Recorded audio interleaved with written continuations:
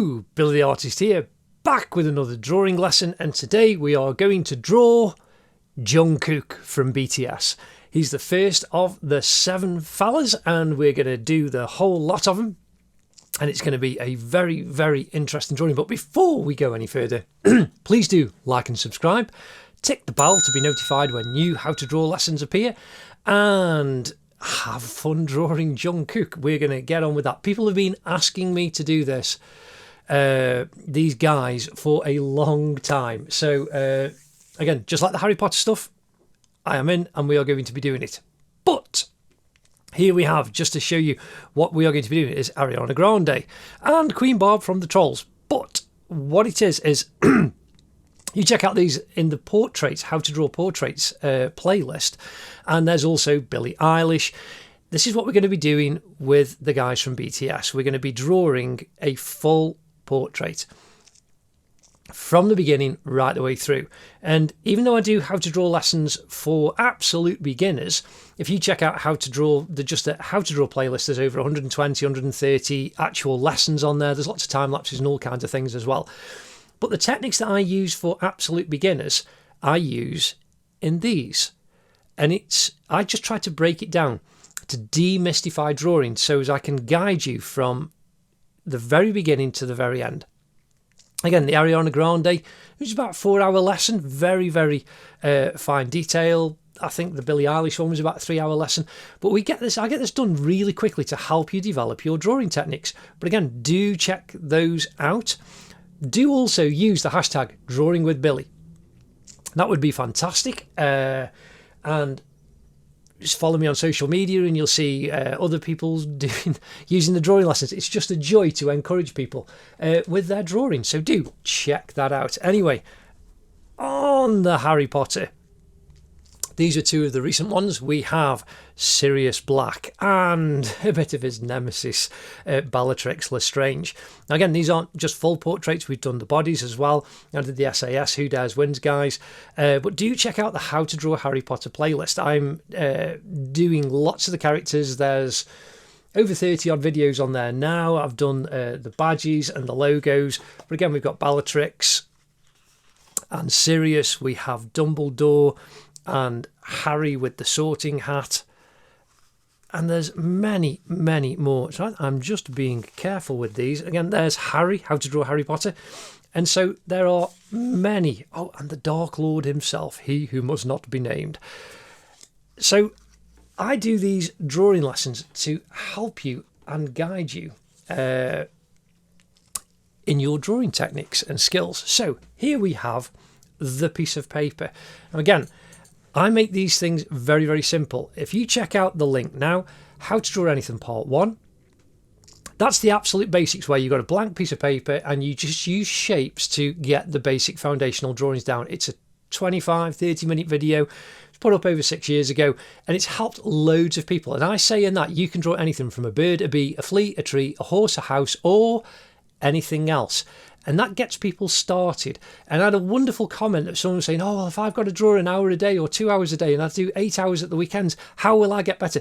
You just get better by practicing. And I just want you to enjoy yourself. And it takes years, but just enjoy the drawing process. And that's why I love doing this, to help and encourage people to get a good drawing down. Now, this piece of paper is A4. It's just cartridge paper. Check the banner, the dimensions for this grid. Now I use the grid because it makes things simple. And again, on things like Queen Barb and others, I use a smaller grid, and that's all explained. If you check out the link in the cards right now, it shows me actually laying down this 2cm grid. Now there's a bit of a 5mm, half a centimetre border all the way around the outside. The reason being is this line here is the centre line. Again, all the dimensions and markings are in this banner for all the way across the top and all the way down the side. Now at 105mm, 10.5 centimetres is the centre line. And it just makes it's the centre. It makes it balanced. Rather than starting up in the corner and just working away across with a 2cm grid, I've just done this way because I like that centre line. Makes things kind of simple and nice. You know, you don't even have to draw the 5 if you don't want to, but it just helps. This grid helps. And it's that simple. It just makes things easy. Now I'm going to draw the shapes on first, rather than just going in and drawing the line. You can use this as a dot to dot and you can do the lot. But by drawing shapes on first, it actually helps you to have a solid basis so that when you're not using the grid and you're drawing from life, you can then put the shapes in, put large area shapes in so you don't go off the paper. That's all it is. Anyway, I am now going to come in. We are going to be using, this is my trusty 2B pencil. I use a 2B, 4B, 8B, 2H and 6H for most of my drawings. Again, I've got a small one here, but that's because it's in, when it gets really low, you put it in a pencil extender and you can carry on using it. Now, other things that I will be using today, I use I call them a smudging stick, a blending tool, blending stump paper. But I'll also be using possibly a cotton bud, just very simple. You can use a bit of kitchen towel. But I will also, because of like on the Ariana Grande, I'll also be using a paintbrush. Now, again, I've got two different ones that I use, but it's just a soft paintbrush and it's great for doing the transition tones on skin where it's very, very soft. So now we are going to come in and we are going to draw Jungkook. And we're going to come in and we start on the centre line. So the 105 and it's above the 145 here. So this is the centre line and we're kind of down and we've got this eye. We've got Jungkook's right eye. So I'm just drawing a rectangle and then above on the 125 line we've just got another, it comes past the 125 line here, the vertical as well. We've got a rectangle for Jungkook's eyebrow. Then inside his eye we can just indicate where the circle is of his iris and his pupil. So I'm just putting a little bit of a circle in and we'll add the detail later. Now that rectangle is slightly diagonal. Now coming across here, and again using these grids makes this very, very simple. You can just draw the outline straight. If you're confident and you want to do that, you can. But oh, and I also put these lines on, these grid lines. I put these down very, very dark. You don't have to do them as dark as me. Then it's easier to rub out. But I'm doing this so that you can actually see the drawing. So there's those two rectangles. Now his finger. Here we have a rectangle for his first finger. Going down to that joint. And then coming across here, we've got a second rectangle, and that goes up to the knuckle. Then we've got a second rectangle, which is the second finger. And we can actually draw a rectangle for the knuckles. And then the third finger, we have another rectangle. And just see where it crosses the line. And then the little finger is inside this square, just to the right of the centre line. And we've got another rectangle there. Now, inside this square, which is below the 205 line, we've got a little rectangle which is the side of his palm. Then coming right out, we've got a rectangle shape which is the cuff going round the back. Now if we come out and come down, the cricket jumper that he's wearing has rectangles on for us anyway. We've got these stripes we can just put in. So from above the 265. From there, I'm just putting a mark in, coming over, and I've got a rectangle, and it comes just below the 265 line. Then we've got a little bit of a triangle that goes there, and then coming up we've got a triangle of black there. Then coming right the way across to halfway below the 265 line, and we can kind of extend it, but you can see that the photo that we've got disappears. Now I'm not going to put as much detail in down here. It'll just be a kind of outline. And you see it just comes back to the left of the 65 line. So I'm just putting the line down. There you've got a little bit of a triangle that comes right the way over. There's a little triangle shape. And then we can bring that over. And you know that that's going to curve and come around up as well. We can just bring that arm down. Now we've got the rest of the sleeve coming down, and then we want to take that line. So you can see there's a box shape there,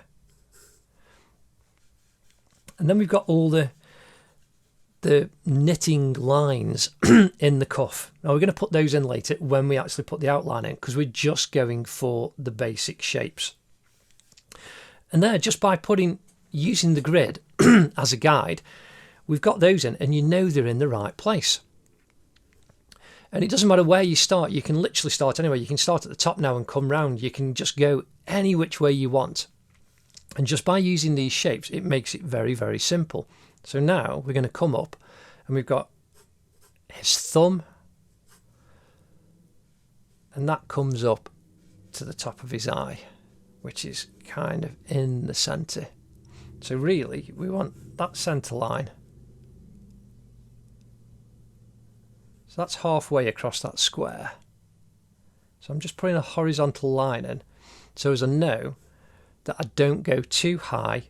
Even though we put that rectangle in, we don't go too high when we actually put the real eye in. Just put a line across the centre of that square. Now, come off from where the thumb is. Here, this kind of sideburn coming down off his hair, we've got a triangle shape. And then this goes out up to there.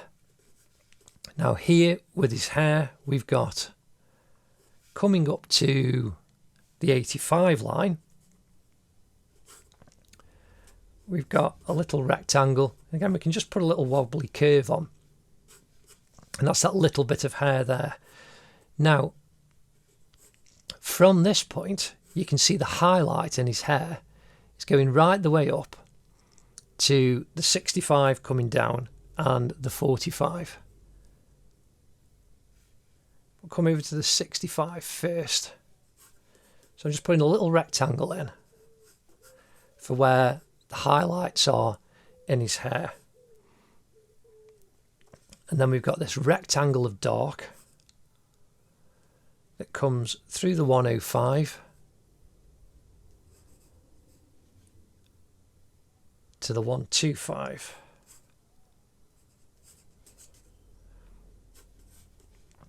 And then we've got this little triangle here, which is the dark. And then you've got this highlight, which is the centre part in showing his scalp. So I'm just putting a little rectangle in there.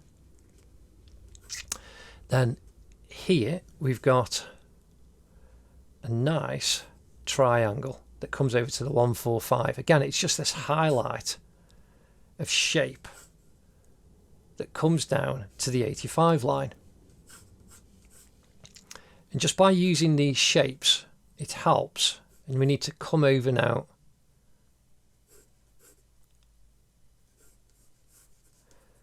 to the 165.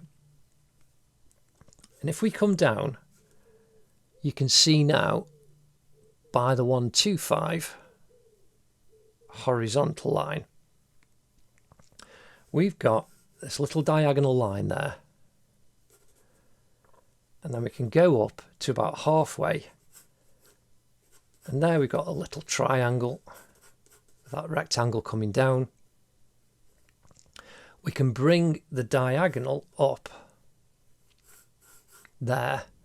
And then we've got another rectangle of hair coming down, rectangle coming across.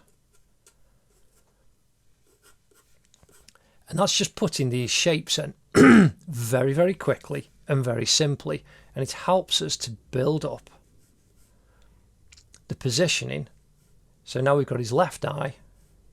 So I'm just putting a little rectangle in. And you've got the diagonal coming from the right eye. So there's the little rectangle. And then we can just indicate a little circle shape. And that's where that right eye is going to be. Now here we have a lovely little black triangle.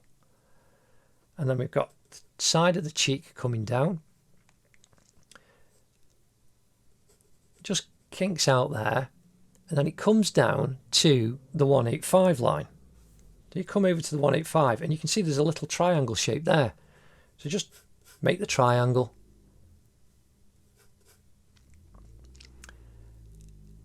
And that's the edge of his cheek. Then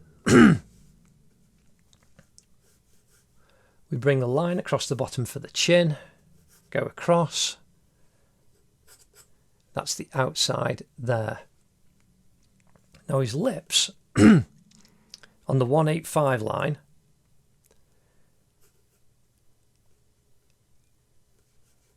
we've got the diagonal of the centre of his lips and then just curve. It's like a little crescent shape or a kind of, a lemon slice, a half, just thinking little shapes. And then the top of his lips, we've got the point there, so that's a little triangle, and then another tiny little triangle that goes down to the corner. Now we've got the nose. So bringing a line across the bottom, just a little U shape. And there at the top, so I've got a nice little kind of triangle shape there. And then we've got a rectangle of shadow coming down, but I'm going to draw, that's just a C shape there. And that's where his nostril comes around and joins the side of his cheek.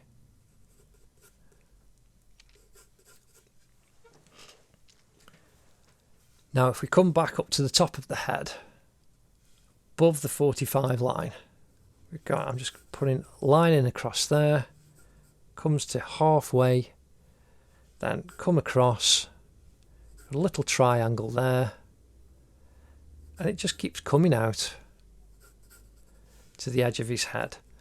Now off the back, where we've got his ear, so you've got the back of his head just coming down, the ear, we've got coming down to the 165 line. We've got a little rectangle there, got a C shape, which is the shadow part of his ear that goes into his inner ear, just indicating the line inside. And then we've got a little hoop right here for his earring. Again, that's just a kind of C shape. And then we've got two more earrings underneath. I'm just indicating with a little rectangle where those earrings are going to go. And then below the 145, we've got a rectangle that comes down there. That's the gap between of his shoulder where his cricket jumper is. So now we've got the line going off for the shoulder on the right. And then coming across right from here, we've got this diagonal shape, making a kind of triangle. And it just cuts across a little bit. But we just need to put a rectangle in there to indicate where that black stripe is going to go, and then we've got a triangle right on the edge. And we can just quickly indicate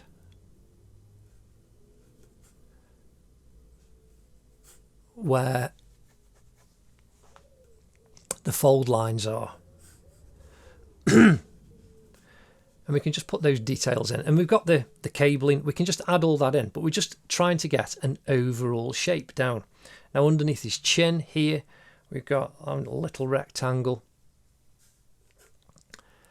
and then that first stripe, we've got a triangle there. That makes the black stripe, and then a rectangle coming round, and you can see just how quick and easy it is. Rectangle coming down to there, triangle there, and then we just got a D shape for the edge of his jumper coming off. That comes down there, and here coming right the way down to this part here, we can see we've just got a simple triangle shape caused by the fold in the jumper and the shadow created by the light. And so there we have a kind of cubey set of shapes. Now again, I do this because when you've not got the grid, if you're trying to draw live, this is what you would do. You would put in shapes to help give you the positioning. So anyway, I hope that is good. We're next going to put the outline down.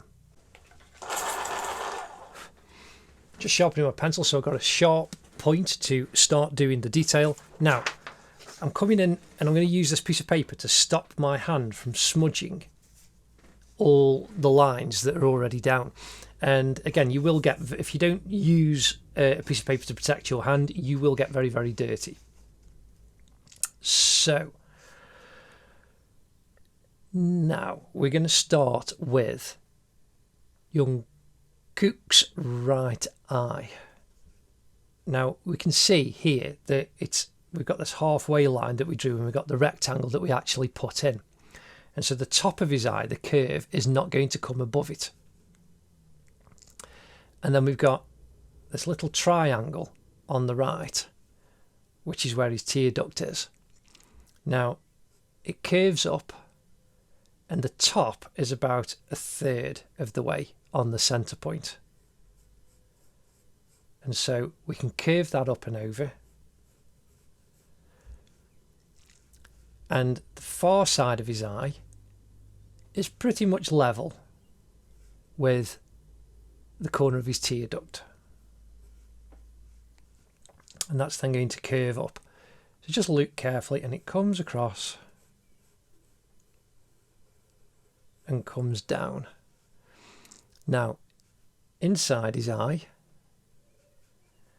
we've got in the corner of his right eye, kind of comes up, got a little line that comes down and then curves around.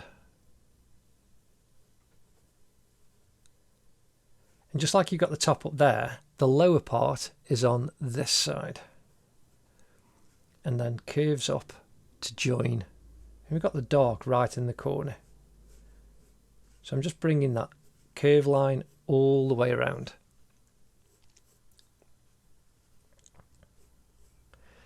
Then we've got the edge of his lower eyelid. That curves around, follows the same trajectory lines as the inner part. And now we want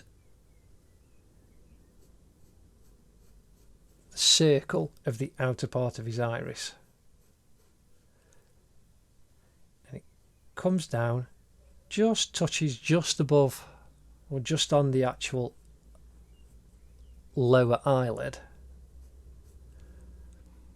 And then curves there.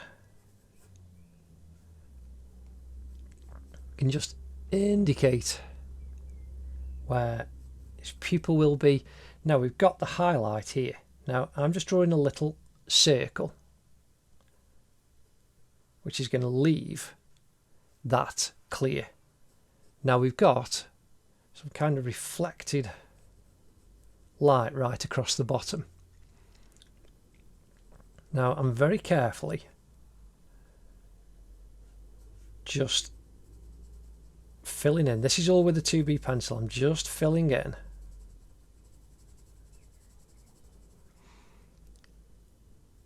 the eye and the iris, just so we've got a reference point. And there already you can see Jungkook starting to stare out at you, but it's just his eye for now. So there underneath, that's going to be a bit thicker and darker. Now here we have his eyebrow, and this is all rather kind of fuzzy, and so you've got this slight curve coming round and just curves out on that side. So I'm very gently just filling in where that eyebrow should be. Now we could just put the outline in, but I'm just using these as the reference points. It's just dark there, and it helps give you something to literally, no pun intended, focus on, even though it's his eye. Again, you can start anywhere. You could start here and just work, you know, I'm left-handed, so I could start in this corner and work my way across to add all the detail. But it's just nice actually starting with an eye. So now if we come to his left eye, you can see it just comes above the 115 line. And the corner, you kind of draw, you can see the diagonal line coming up. And the corner where his tear duct is about a quarter of the way in on this square between the 145 and 165, coming up and down.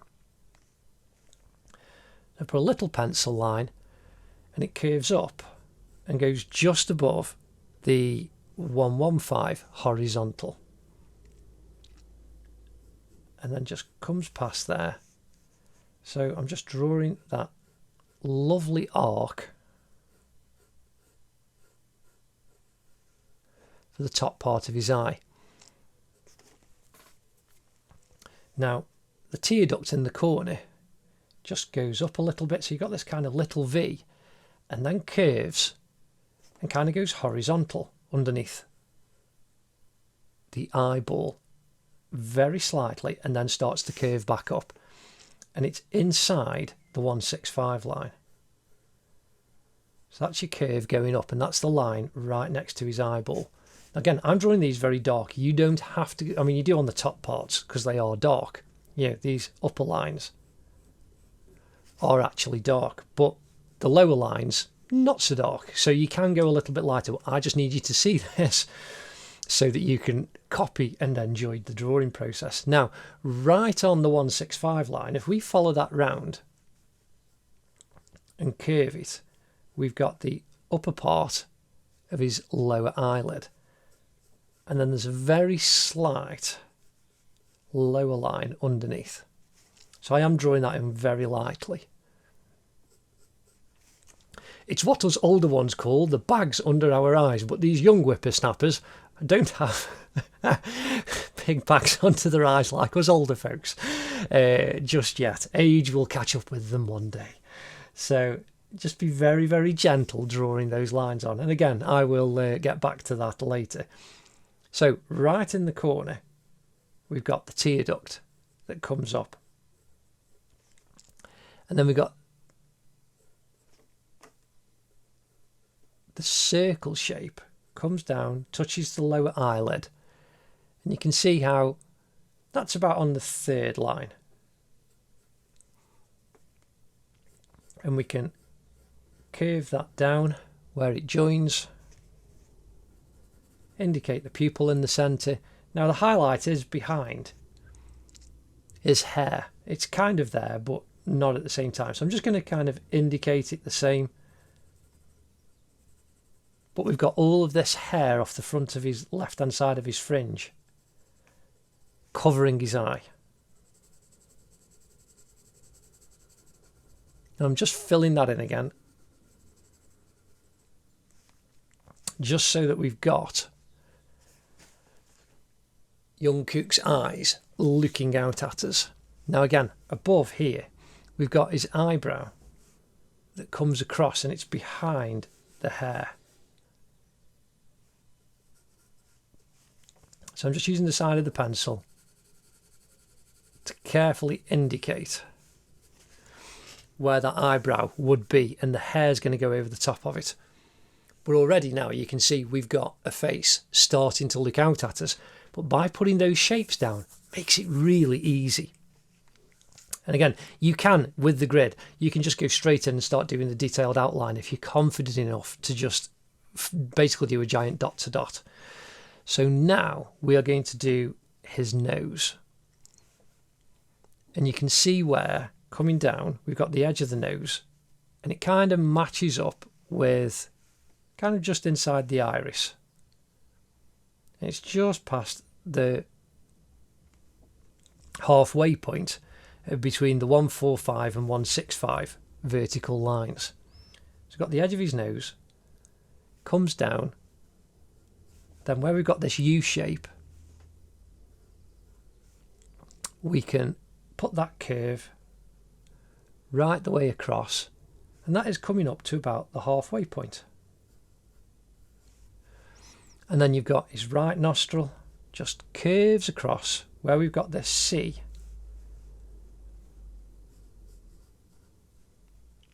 And then that curves up, goes to a little point, and then comes back down. Now, the edge of his nose just curves back in. We can see here where we've got the construction lines. We've got this lovely diagonal line going up to then curve slightly, which will create the corner of his eye socket, his nose and his eyebrow. And that's the shape on top of the construction lines put in for Jungkook's nose. Now we're going to come down and we're going to do his mouth. Now we have the centre line of his mouth, and it's right on the 145 line and 185 cross. If we start there, we've got this horizontal just above the 185. So that comes across and then kinks down just through the line. And you can see how it comes past kind of the halfway between the gap between the nose and the 125 line. So that's where that's going to go to.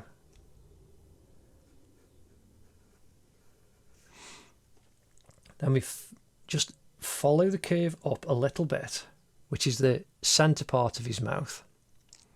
You can see how this is just past the edge of his nose. So we've got that little U that curves up, and then we've got a tiny little U that goes just a little wobble. It's not a flat line. Humans and their skin, we don't have hard, solid edges. Only the points and like the corners of our eyes are where there is some kind of sharp point.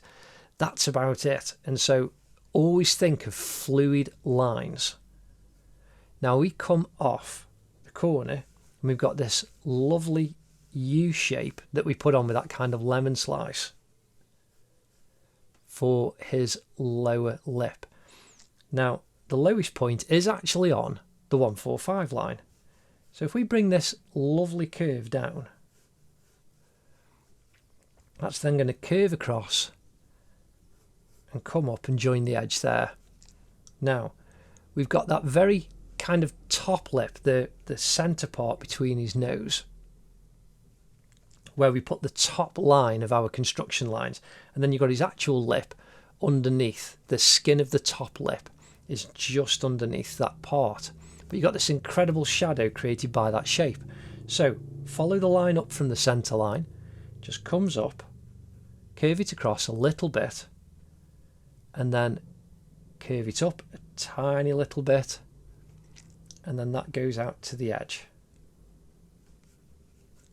and those construction lines above, I will actually just remove them a little bit just because it'll make it a little easier now. So I'm just going to use my putty rubber. Just pull off those top lines very gently so you can see the shape of the upper lip. Now, the crease between his upper lip and the centre of his nose was the top of that line, but by removing them you can see their shape easier. That curves up there, and this is just going to be soft later, soft shading. And that's the thing with these guys, we're going to go relatively slow because their skin tones are so gentle, and this is a great thing. It's like in the Billie Eilish and the Ariana Grande. You've just got to be careful and you add tone little by little. So that's why I'm being as careful as I can. So now we've got the side of his head down his left hand cheek. So we've got the construction line. You can see that comes out. Again, I'm drawing this really dark so you can see it. You don't have to. You can do it much lighter. Now, curving down, it curves, comes down past the nose, through that line. Now it's inside this corner point on the 165, 185. You can see it's inside that corner there. It's not right on the point. So just bring your curve, and then it just curves out slightly towards his chin, where it comes through, and that's just past this side of the centre of that square. Pretty much, it could actually be bang on. But again, this is you doing your drawing. You can just choose and go, yeah, that's actually bang on. You could even measure it exactly if you wanted to. So that curves down. His chin comes under. Now here, between these two lines in this square, you've got this nice U-shaped curve. And where his chin comes through here, it's just a tiny little bit higher as it comes up to his hand and his jumper. So there already, you can see we've got a good outline starting to stare back at us. And as we add more and more, it'll start to become more defined, and you'll see more of the portrait coming together. Now, we're going to do his left hand. Sorry, his right hand. I am left-handed. That was a little bit of... I draw with my left hand, not my right hand. So yeah, we're doing Jungkook's right hand, not my left hand. Right, so we start with the top of the nail. We've got these rectangles in that give us the actual direction that we need to put these fingers in. So bringing the line over, we've got the knuckle here. We've got this tiny little corner point. So I'm bringing that over to the knuckle. Just inside that corner on the 105, 165. I might actually start using tracing paper to lean on so you can actually see through a bit better. So that would, I just thought, because I can just see through this paper. It's like, yeah, tracing paper will be better. I'll use that in the future. See how that goes. I can hear a siren in the background. I don't know if you can. There's been all manner of extra noises while everyone's been working at home, courtesy of the worldwide status in 2020. Again, that's why it's a joy doing these drawing lessons. So I just hope you enjoy them. Anyway, yeah, there's definitely more sirens. Don't know if you can hear that in the background. Now, his fingernail, again, this is very light tone. We've got the curve at the top, and then it curves around and goes out. And then where the joint is in his finger, we've got those couple of little lines. Now, his thumb, the top matches the top of his eye. And that's kind of in the centre. And so that curves up, curves over, it's not symmetrical, and then comes down to just to the right of the 85 line. There's a kind of little bit of a wiggle there, and then another little wiggle going up, and then that curves to the top. And that's what I mean, it's not a straight line. Human bodies are not straight and flat. But there's his thumb behind the first finger. So now if we come down, again putting these rectangles in, you can see it's just, because they're in the right place, it makes drawing a hand really easy. So now on the corner of the knuckle, we can see it's just to the left of the 65-185 line. And that kind of goes up a little bit, kinks down, and then we can join those lines up. And then the actual knuckle comes around and actually goes back and joins the 205 line. So if you just put a little dot there, you can then connect that curve down to that point where it's above the second knuckle. And then there you've got a simple triangle, and that creates the top of the knuckle and the next knuckle and where that shading's going to go. Now we come down, we follow this line down, you can see where it comes to the construction line here, and this is the edge of the jumper. So I'm just drawing the line up, and that creates the edge of the jumper. We follow that curve around through the centre line, and then this curves up to just below his chin, and that's the edge of your jumper. Now again, I'm doing these lines very dark, you don't have to. Then the jumper goes up above the 205 line, then you've got the edge of the jumper there where that curves around, comes past the 125 line,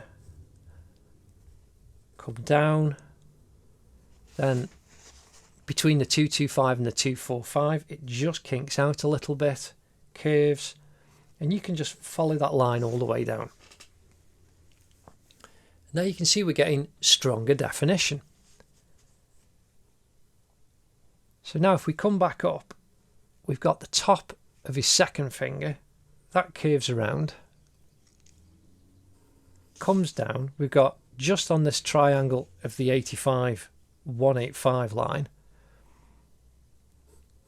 and it curves there.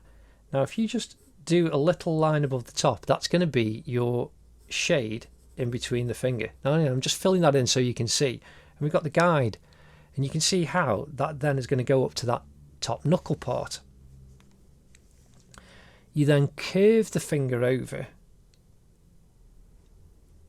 because you've got the joint here, and we've got the second part of the finger that's bent over and it curves. Then you've got the third finger. We bring that curve up, and that comes to, like I say, you can see it there, it's just you've got a nice little curve at the top, and it curves around and comes down, comes through the centre part, and just comes down a little bit below the 185 line. And then we've got this little dark shape again. You see it only comes a little bit of the way through. So I actually drew that darker part there a little bit too far, so I'm just rubbing that out a little bit. Even though we've got a bit of definition of shadow, I just drew it a bit too dark, and I don't want that to be a confusing part for you, because that one's right on the 185 line. So now we've got that curve for the shadow, curve it out a little bit, and we can fill that in. Then we've got the shape for the knuckle.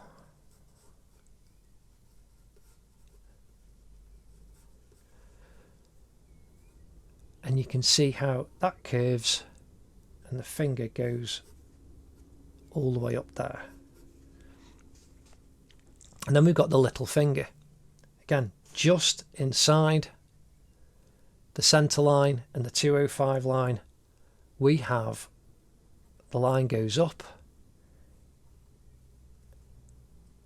And then we've got a nice oval shape to where it comes and joins the finger, the third finger here. Now the second finger comes right the way over.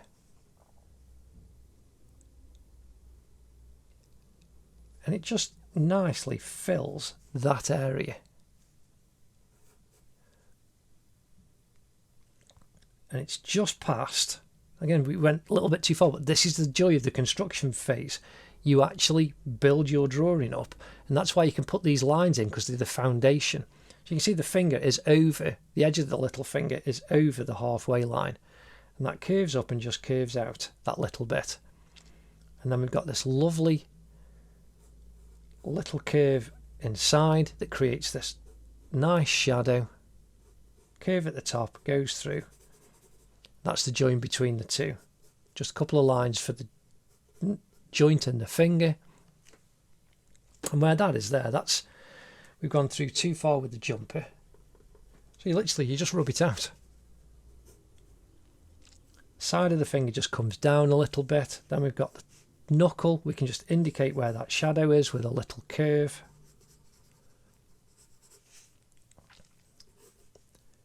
And then the hand, the palm goes inside. Now, I'm just going to draw in off the knuckle, the back of the hand. We can curve that down. It's a bit more diagonal. That comes down, then goes through the 245 line, curves across and comes right the way down. Then the band on the cricket jumper, just follow, look at the reference, see where it comes through the points. So you can see that kind of comes through on the centre line. We need to just increase that up. That's up a little bit. And then that kind of just wobbles up a little bit as it kind of curves. And then starting from the 265 line, we can just, again, match the line above, bring that over, just kind of kinks up a little bit. And this is the lovely softness of fabric. Curves across there, and then goes up and joins. And then we've got the one right underneath it, so we can just bring that down under, and you can imagine that that stripe is then going to match that, but we've got that fold that's causing that shape going that way. Anyway, that's the centre part of his face and his right hand in, and we're going to get the rest down and then carry on doing the drawing. I hope you're having fun. This is absolutely fantastic. So now we're going to do Jungkook's hair. And we're going to start right with his parting in the centre. So just to the top of the right of the centre line, above the 85 line, we've got this nice little shadow. So I'm just putting a kind of little wiggly line in. But here, coming through the 125 line and going up, we've got this nice sweep of hair. And then you can see how it just curves over and comes down and then curves across his eyebrow. We've got a second line, little line of hair that's curving down and coming across a little bit more. Then we've got this triangle shape here. And just filling in, following the shape down that comes across and comes across his eye. Now, this also does come across his eye completely. Now again, I can hear this. I don't know if you can. In the background, someone is kicking off with a chainsaw. So I've got my window shut. If the window was open, you really would hear it. But it's not too hot today, so I haven't got the window open. But you'd hear the birds tweeting and all kinds of stuff. And yeah, since the lockdown, the amount of people doing DIY gardening, all kinds of stuff around me. Normally, the only ambient noise is the birds tweeting in the background. So, yeah, someone is chopping a tree down.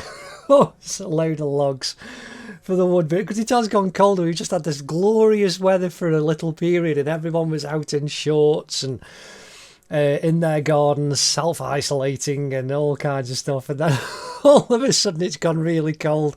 The heating's back on, and oh dear, love it. Absolutely love it. Anyway, I do hope you're all okay and somehow managing to smile through all of what we're all going through right now. So anyway, back to the hair. So here we have a little V of hair, comes down just above the eye onto the corner. And then we've got this diagonal line going up and curving over. And so we can just put the kind of edges of the hair quickly. And then here we've got a C shape. So just indicating that C. And now we've got the edge of his head. And I'm just going to kind of flow up. And you can see where it comes through all the points that we put on building the construction lines up. So I'm starting from here. You come up. You come above the 65 line. It's just to the right of the 165. So there's that direction of that hair. Just a slight curve as it comes over. It comes down to that edge. Now we've got this lovely little V on the right hand side. So I'm just going to indicate that in. And then we carry on the line going up. So this comes above the 45 horizontal. And we follow the curve right the way up to the 105. Now, it's actually a bit higher. So that's the kind of high top point of the hair. And so that... Actually, I actually drew that construction line in. You can see where there's that dark line going through that highlight at the back. And that curves over, comes down into the crown at the back of his head. And then, so all of these lines, you go in the direction of the hair. So I'm now indicating the edge of the highlight, and as we come down, it's not a straight line, it's organic and flowing. And so this crosses over the 125,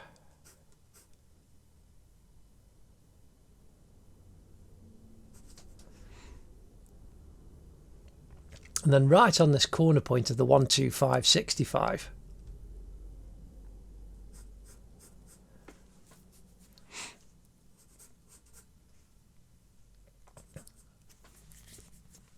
now we've got these lines coming down into joining here, and just to the right we've got the start of the highlight going up, and that curves over. And I'm drawing all of the lines that are going to work in conjunction when we fill in the dark of the hair.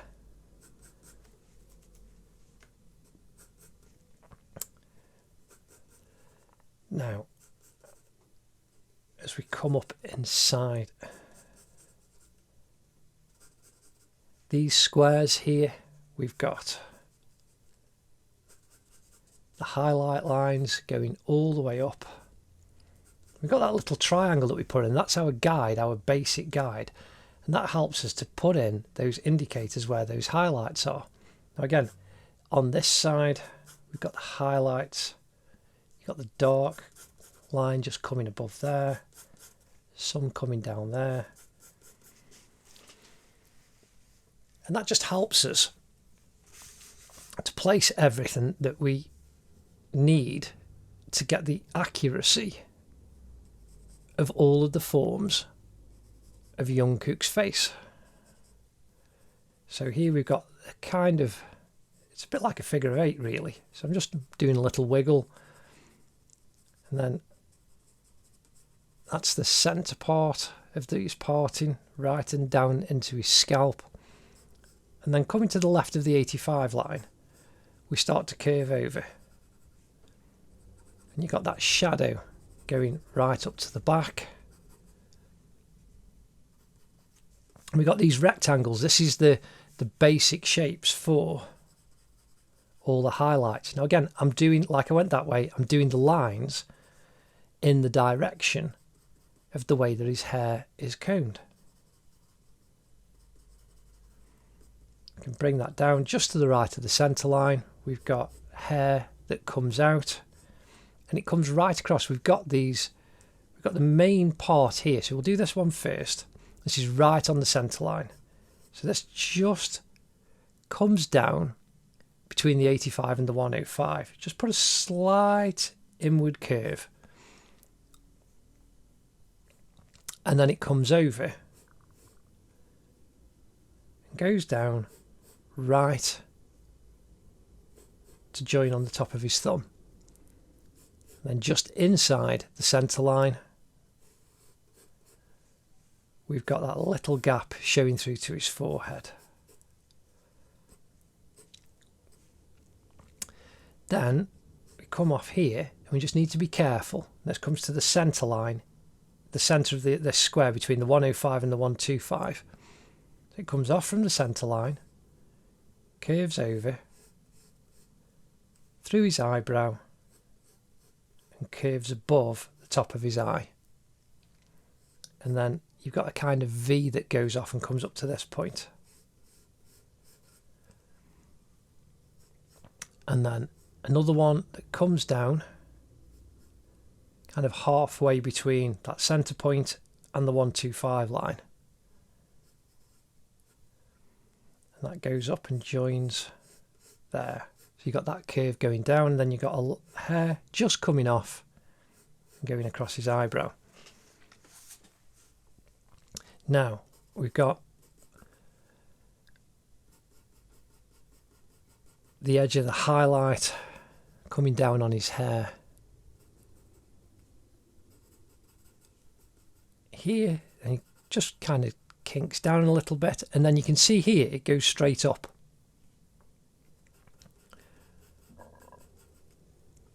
And then that comes across a little bit. We've got a line, little rectangle shape coming over, and then a little triangle shape, and that goes right to the back of his hair. Then in the centre, got a little V there of hair. And now we can follow the line of his hair all the way down the back of his head.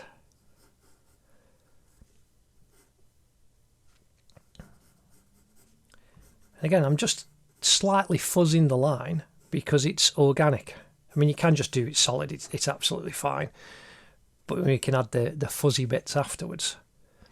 And that comes down to the 105 line, and we've got that kind of V shape, that little point there, and it comes back to the top of his ear. Again, that comes to about the centre point. So I'm just fuzzing the hair as that comes down. The hair comes all the way down to this triangle that comes to his fingers here of his kind of sideburns. Then you've got the top of his hair coming off his thumb, comes down, and then you've got that nice straight line coming down there. Now the earrings, carefully indicating them There's one. The second is kind of right on the 65 line. And then the third is about a third of the way in.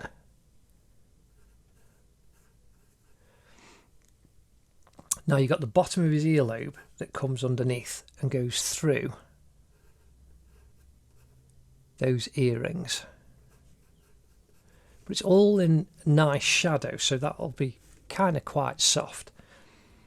Then we can curve his ear up. You can see it comes just inside to the right of the 45 line on the 145. We've got the curve, it just comes down a little bit. Then comes across, joins right at the bottom. And then that goes up to the back of his hair. Got the edge of the ear. And now we've got the inner ear part. Just carefully indicating where we put those C shapes in. That dark shadow, which is going to be the entrance to the ear canal.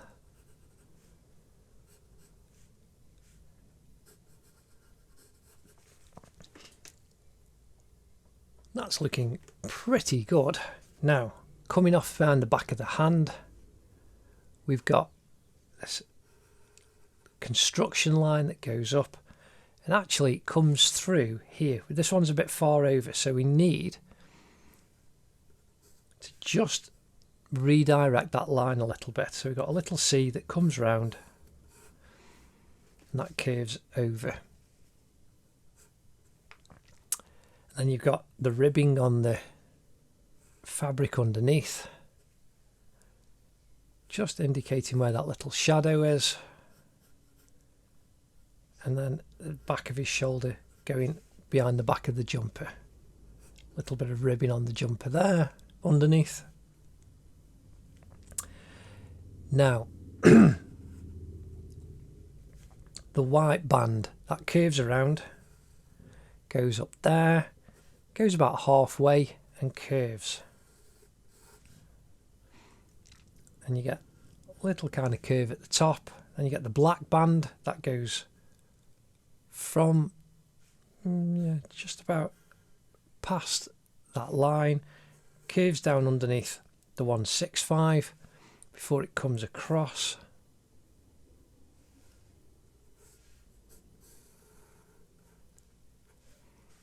And then that curves over there.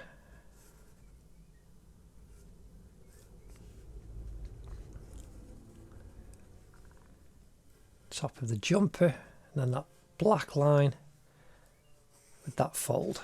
I'm just going to sharpen my pencil just because it's getting really flat. Now we're going to do the same on this side. The inside of the collar comes down the 165 line to 205 line,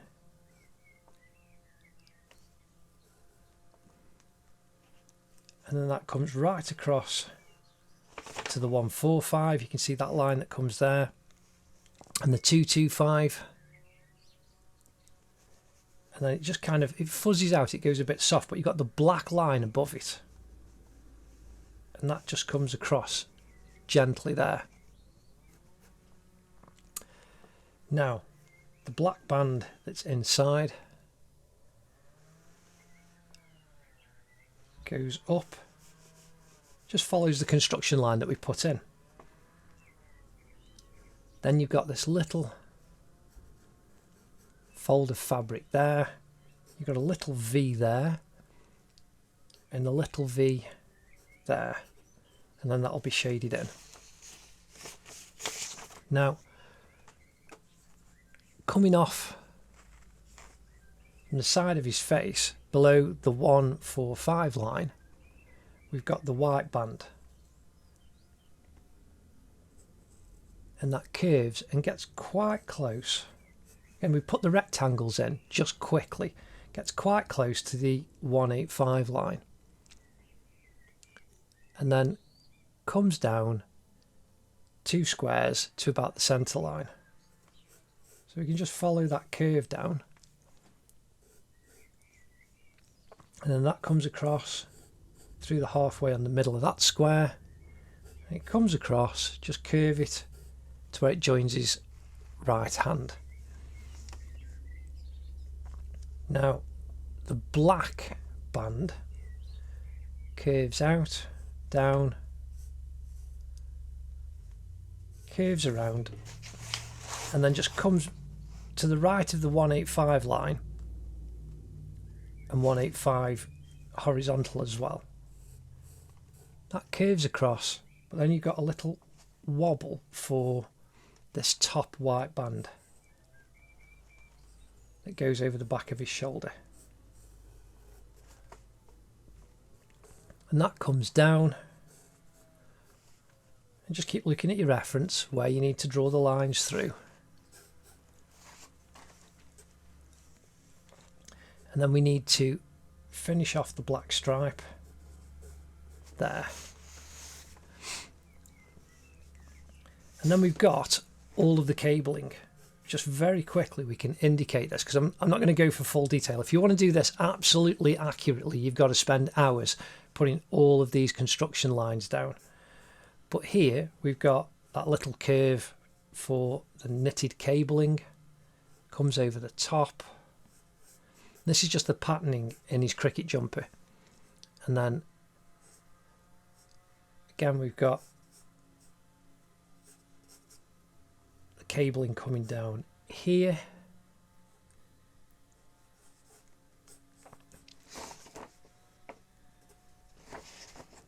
Chainsaw in the background, if you can hear that.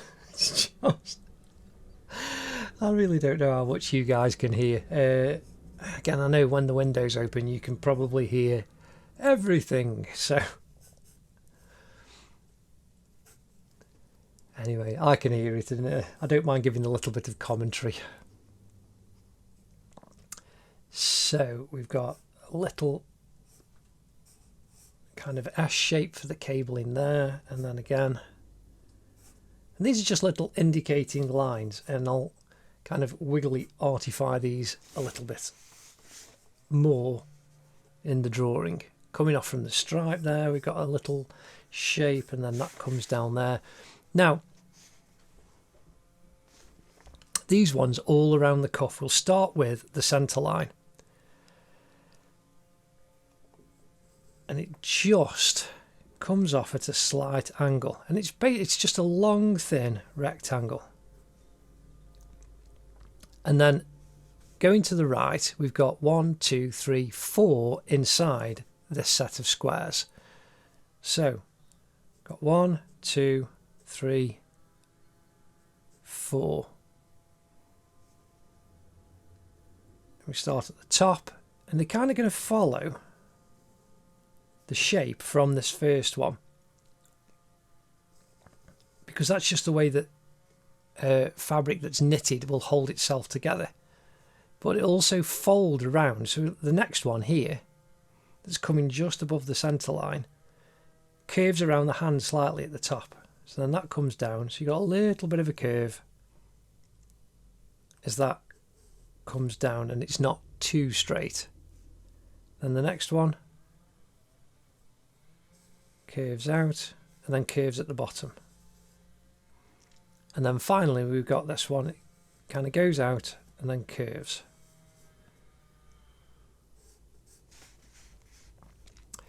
Now I'm going to go next to the 85 line on the inside. It's kind of wibbly wobbly, but it's right next to the line, so you can just do it a little bit wobbly all the way down, and then you can see we've got 1, 2, 3 in between. So if you put, oh, there's the middle 1, 2, 3, and that's how you just divide it up very quickly, and you got 1, 2, 3, so you've got a fairly decent spacing for the ribbing in his cuff. And then that comes down.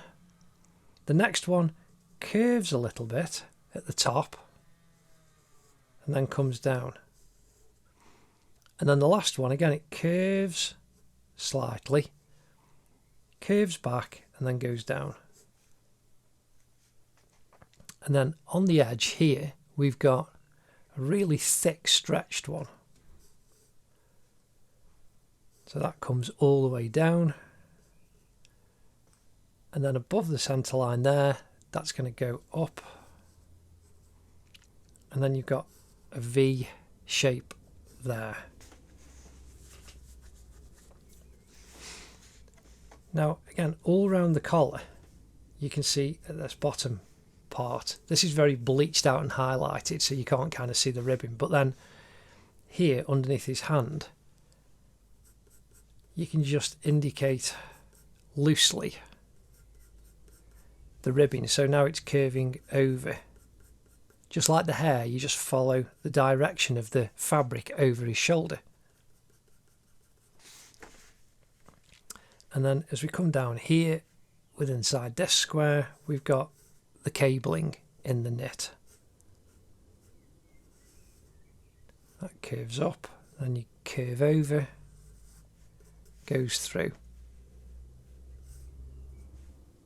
And we've got a straight line that comes down, well, not straight, but it's a straight bit of pattern, there's not the cabling.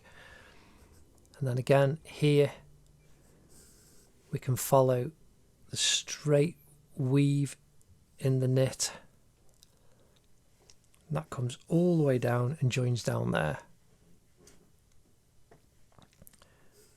Then we've got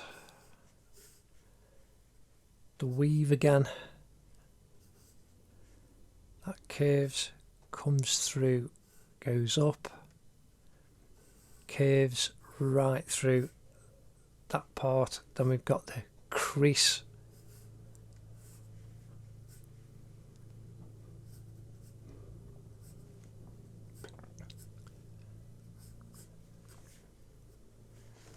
then we've got this dark crease line,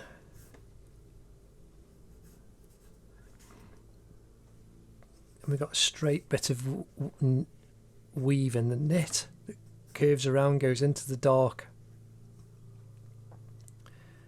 curves out, and then comes across.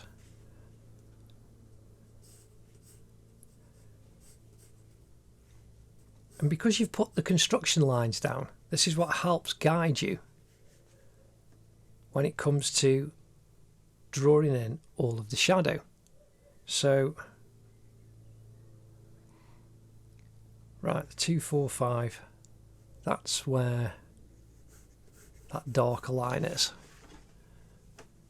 That's the highlighted line. So I'm just going to make that a little bit lighter so that we don't get those confused. And we've got that shadow line underneath.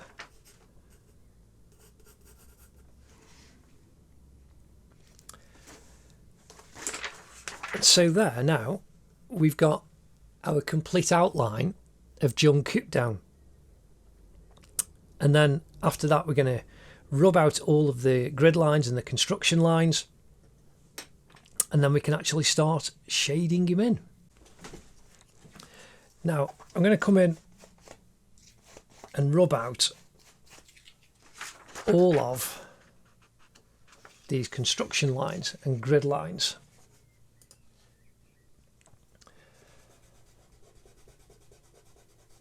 And I use, for the larger areas, I use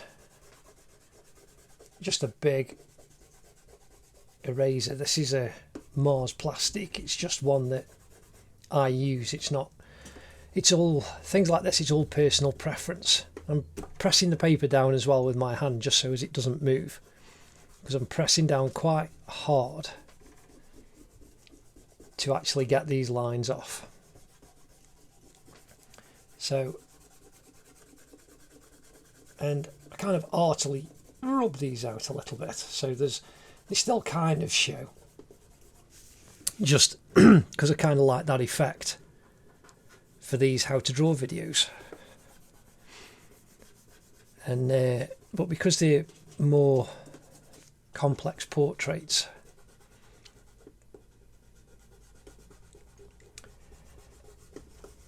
I do try and rub them out a lot more.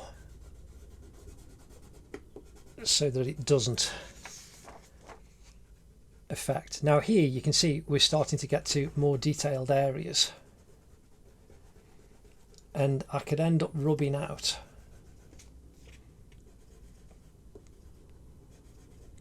large parts of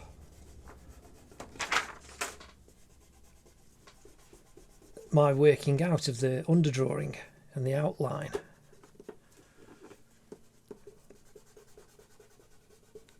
And so I don't just use the one rubber. So you can see here I can get inside those fingers, but then I'm starting to rub out the other bits. So this is the same rubber but in a pen, so you can extend it and get it to a sharper point. And you can, in the top of the pens that they have, you can get a rubber with an even sharper point as well, and you can get refills for them. I've never seen like a little holder for them though, but using this one I can now get in very, very close, and I can remove the lines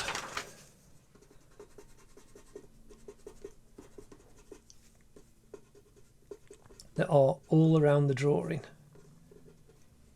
in the hard to get to places where that big rubber, so there inside that C of his nose and around the edge,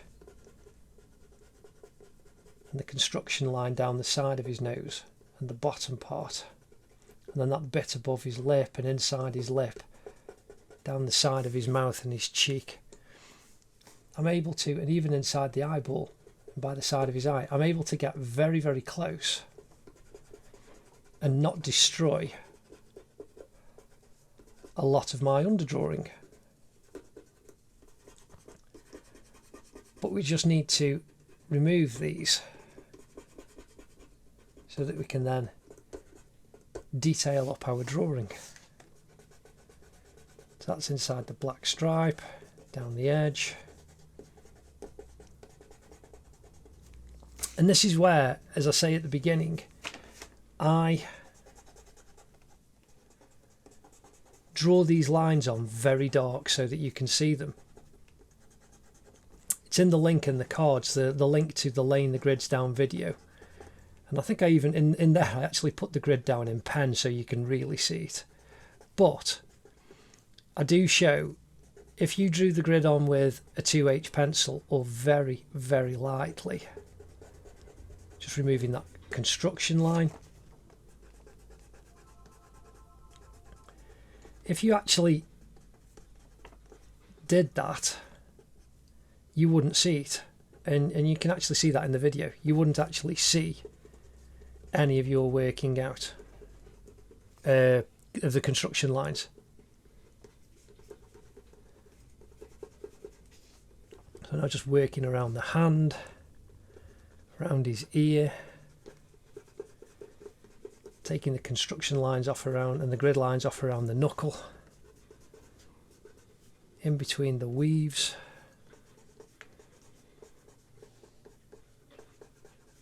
down the side of his cuff. Again, your rubber does get dirty, it picks up bits of the pencil, so I'm just cleaning it on my jeans.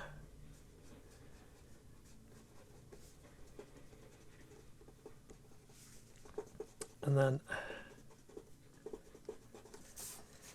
all on the right sleeve. And you can see how the drawing is now completely covered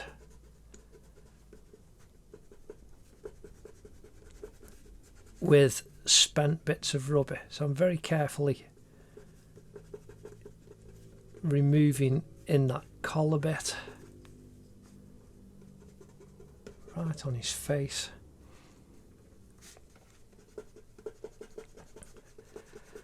And we need to remove these, so I'll sweep them off with a big brush in a minute onto a piece of paper, or you could, I mean, you could just brush it with your hand, but you might smudge your drawing.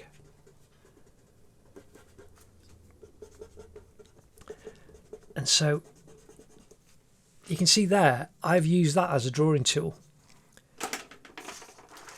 Now, if I get this brush, and there's a piece of paper just off, there's the edge of it, it's just a piece of paper that I used in a drawing lesson, how to do sports badges. I've done some of my local football teams. I'm going to do Premiership football teams as well, like Liverpool and Man United and Man City,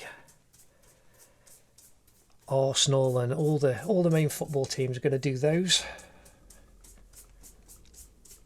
But you just use the piece of paper to test the felt tips on. That's why there was some colour on there that you could just see. Anyway, that now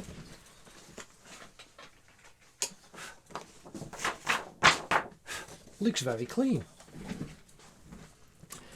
And I can see now where there are some more lines. So you just come back in and you can get rid of any of the ones that you want to. Now again, I said there was a smaller one. Now I do have this electric eraser, and it's got a very small rubber at the tip, and you can really get close with these, the same way as you can with the ones that are in the top of the propelling pencil.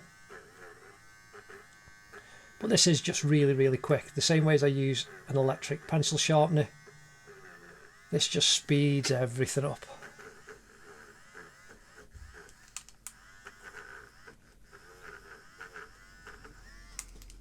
So I'm just pulling out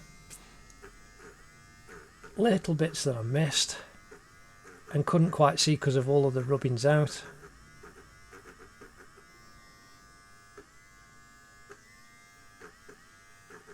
Especially in the light area around his face.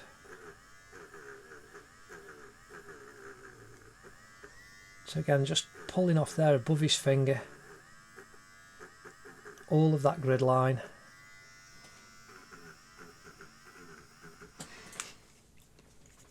And that's really good. So again, back in, just sweep that off.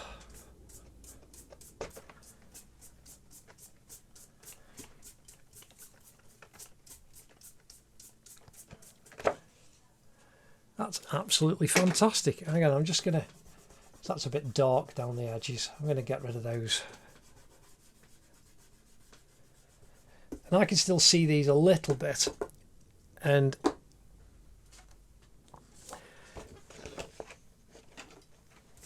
it just helps. Like I say, I've left some on. It just helps because I can see the construction lines as I'm describing to. Oh, dearie me, the end of my brush just fell off. I'll have to glue that on. This is over 20 odd years old, this is. Yeah, that needs gluing on. Stuck that back on.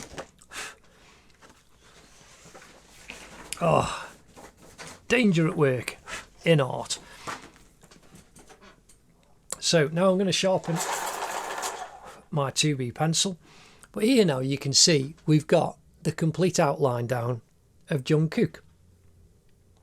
And by taking our time and doing the foundation of putting those shapes in, using the grids as reference points, it just helps. Now again, you put the grid down, you can just go, if you're confident enough, you can just do the entire line without putting the shapes down. But by putting the shapes down, when you're doing quick sketches yourself, it'll help you to put in the proportions of the face correctly. Anyway,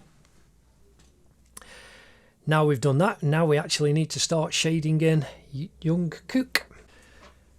So now we're going to shade in a lot of the face and the hand.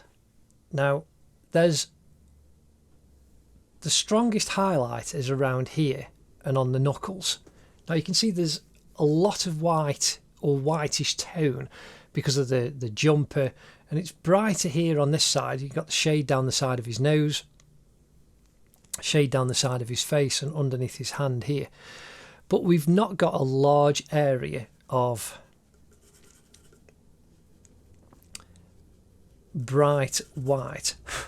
So I'm using my 2B pencil, and you can see I'm holding the end of it, and I am very, very carefully not twisting the pencil, just keeping it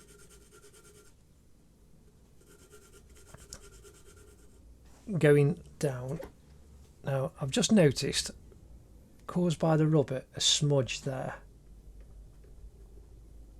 which is a highlighted part.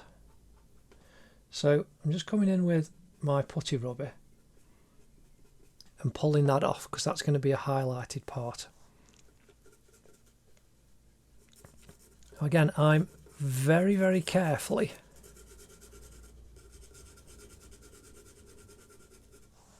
filling this tone in all across his forehead and all across his face.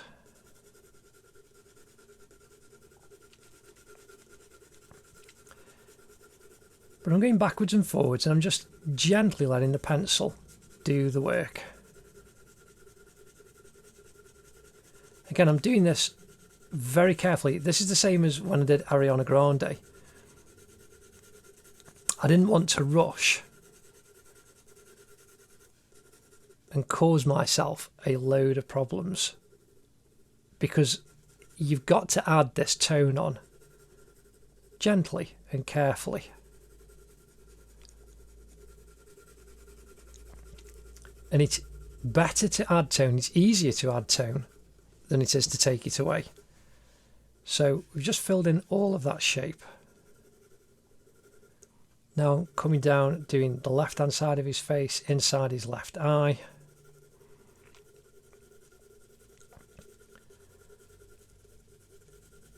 And when we want the highlight, say down his nose here, we'll just pull that off with the putty rubber. But we want this nice, soft tone. Now on other drawings, when I've done this stage, I will smooth it off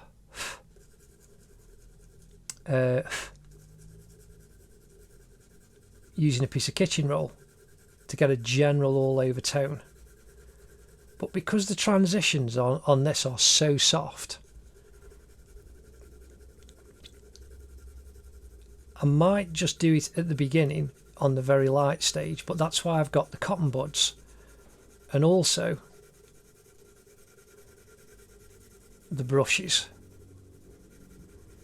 because you literally use them as your drawing tools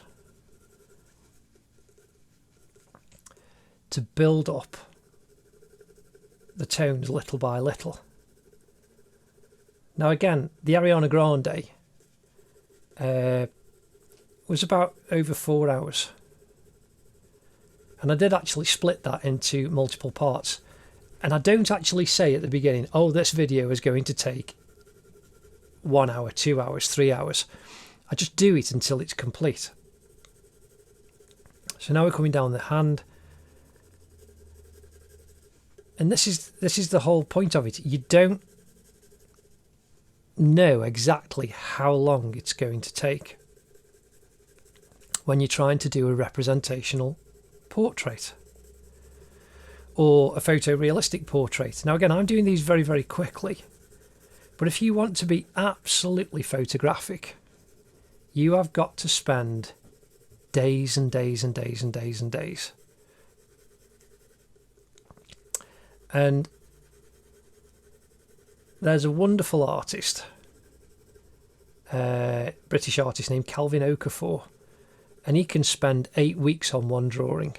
It's incredible.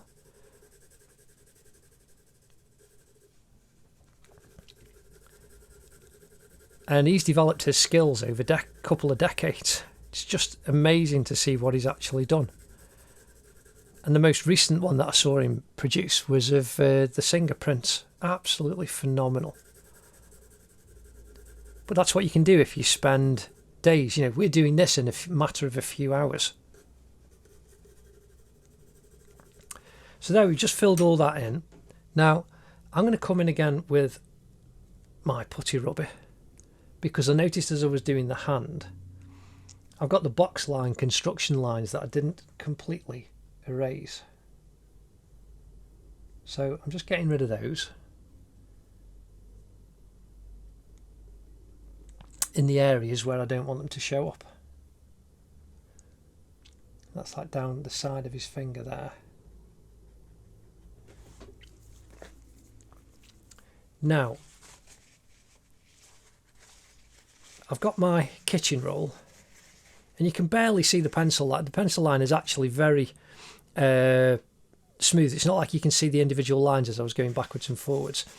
But what I like to do is I just get a piece of clean kitchen roll. That's better. And on this first stage, I just like to smooth all the tone in. And it's so light. And that just helps when you put the extra tone on. Now you can just keep doing cross hatching, and that's absolutely fine.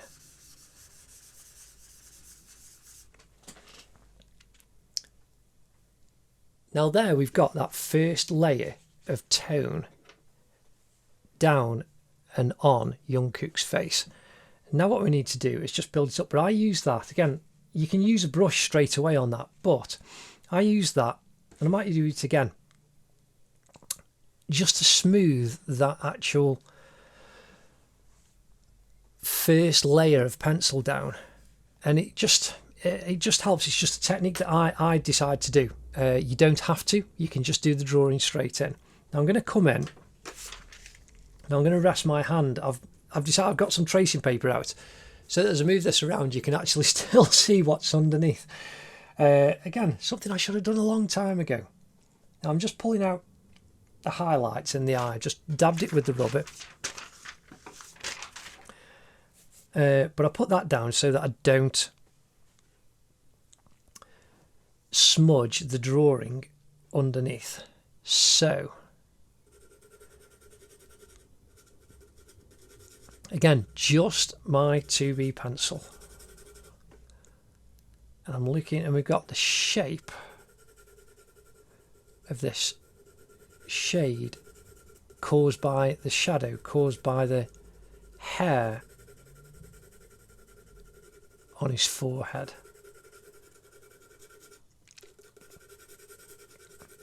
So we can fill in that darker shade carefully, and I'm just letting the pencil do a lot of the work, just carefully going backwards and forwards.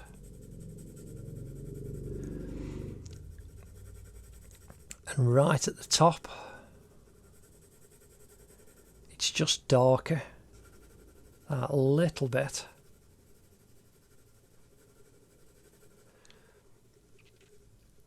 And then it comes down, and you've got the shape of the hair creating soft tone shadow shapes underneath as well.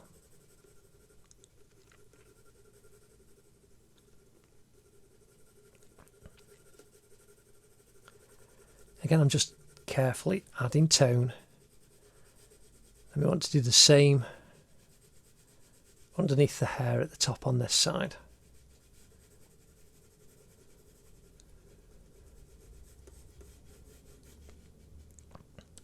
Now, by the corner of his left eye, got a little bit of shadow.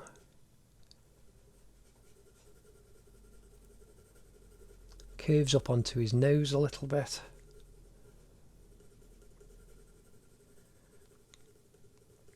Down the edge of his nose, down his cheek. Underneath his lower eyelid.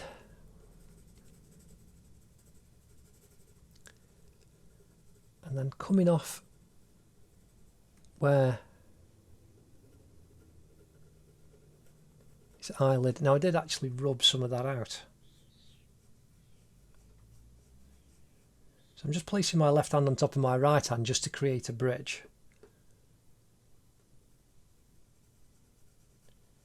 I'm putting some of that dark line back in.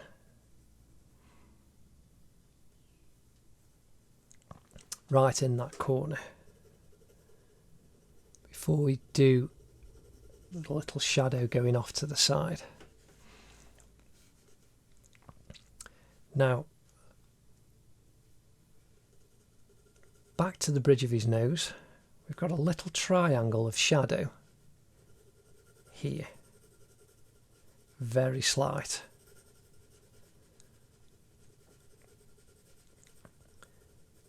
Again, this is all just practice. Just get a plain piece of paper and just practice doing this, building up tone slowly. Now, coming down the side of his nose to the top of his right nostril, we've got a nice shape of tone.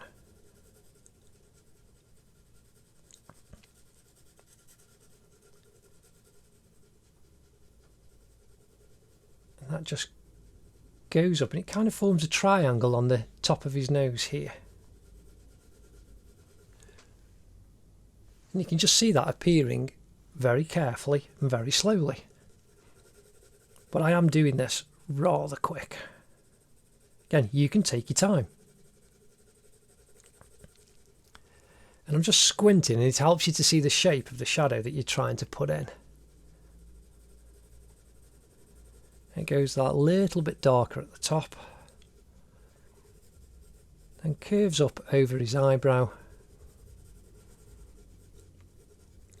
Then we've got a little bit going over the top of his eye.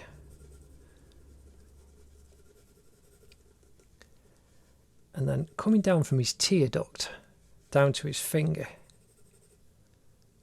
we've got a nice little shape of shadow.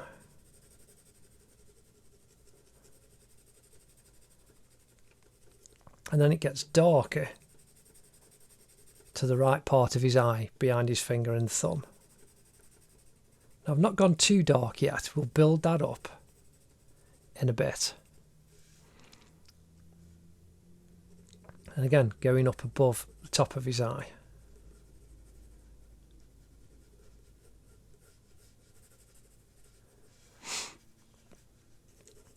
Now, I'm bringing that same kind of tone now down over the top of his fingers, down the side of his cheek.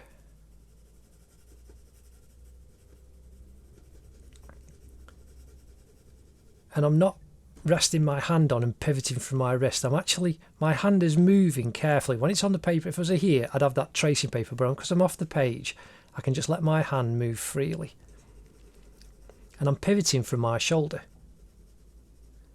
Again, just gives you freedom of movement for your drawing. And the flat of the pencil as you are putting the shadow down is doing all of the work for you. Coming right down to his chin.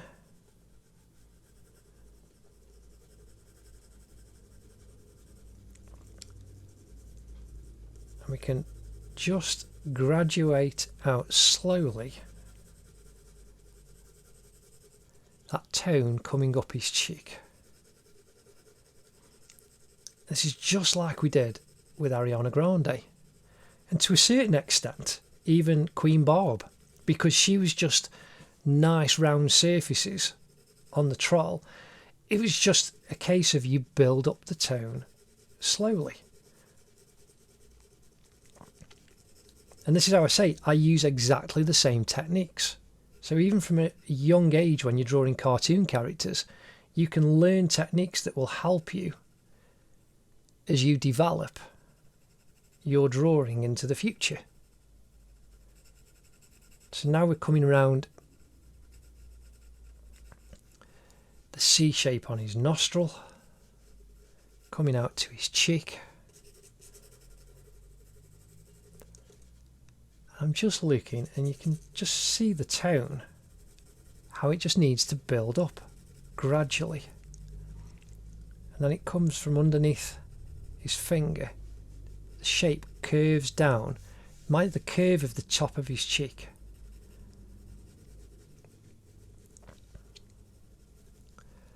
And again, just coming down past the nose. You've got this little highlighted area here, so I'm just being very careful not to go over it. Now, coming down from his nose to the corner of his mouth, just indicate a little bit of shade. Just above the top of his lip. And then going up to his nose.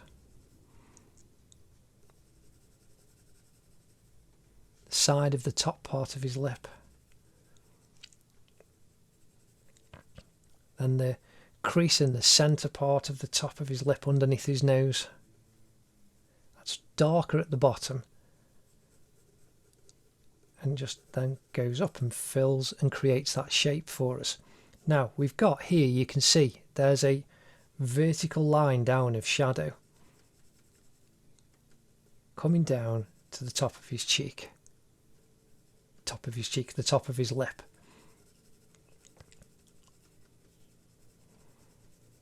And that's the shadow caused by the overhang of his nose.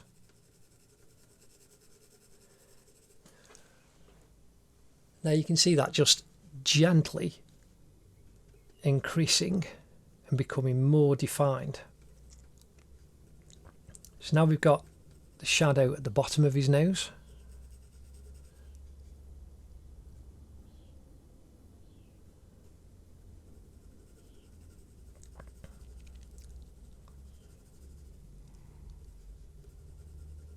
And then going up the left hand side.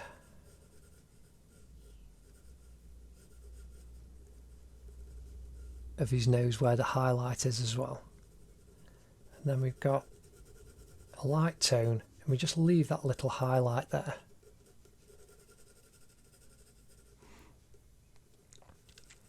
And then on his right nostril, and you can see I've left a reflected highlight underneath. It's not, you don't go right to the edge. So you've got the tone, but then inside there's a slight darker bit right to the edge. You've then got a highlight, and that's just how the light reflects off skin. So now we're filling in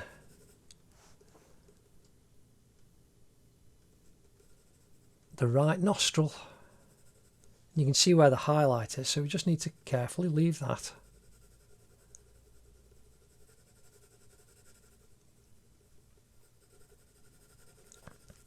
And just gently, just keep building the tone. Keep looking at your reference and then adding more and more. So now underneath his bottom lip, we've got a shadow that comes around and joins to this side.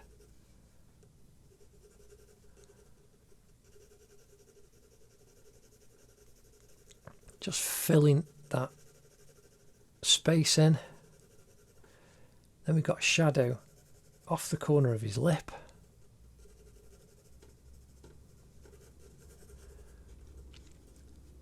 And then going up the side of his cheek. Again, I'm doing all this with a 2B pencil very lightly, and I did this with Ariana Grande, but you could use a 2H. It's a pencil that I do use when I do my longer portraits. I do use a 2H pencil for lighter tones. And if you've got a set of pencils that with the grades from 8H to 8B, just practice doing tonal shading.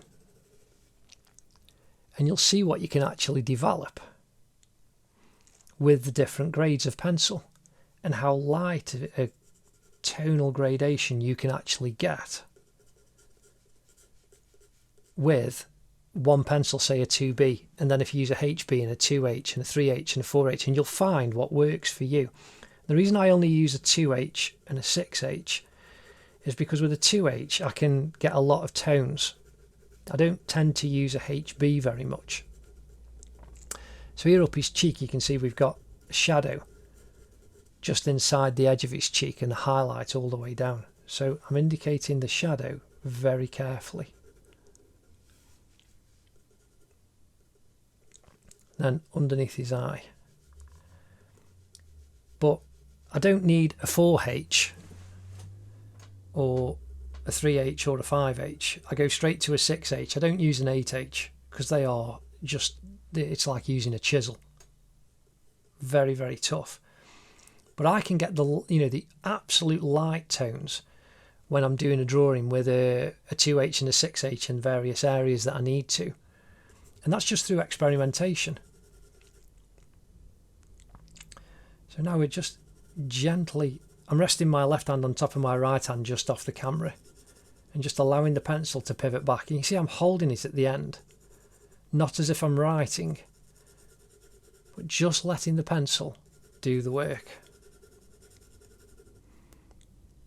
And it's darker on this top part of his cheek than it is down this front lower part. So I'm just being very careful building that tone up. And you've got that shadow line underneath his lower eyelid going off up to the corner of his eye.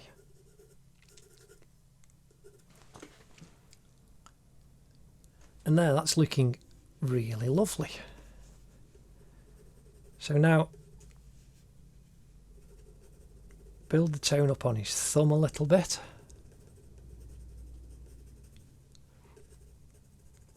Got the darker shadow right down in this corner.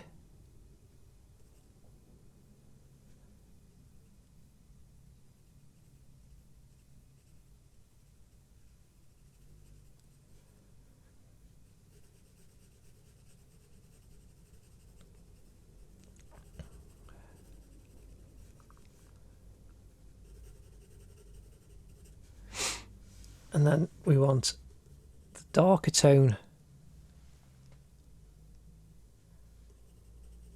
coming down underneath his first finger. And that darker shadow coming past the joint. And then we come all the way down to in between the two knuckles. And then they are much darker in that little triangle that we drew earlier. Again, coming down the top of the finger, we've got another line of tone. And then in the fingernail, we've got two highlights in between. So I'm just putting a little bit of tone in. And then we've got this much darker line. Now, I'm not going too dark, I'm just indicating a little bit more. And the same for the second finger. So now we're going to put the shadow in down the under part of the finger, going down to the knuckle.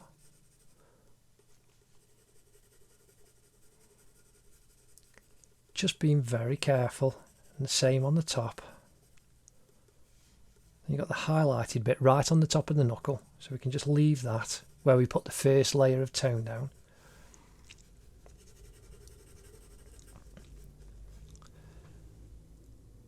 And that's looking really good. Again, same with the third finger. And the soft, flat side of the pencil is doing all the work for us.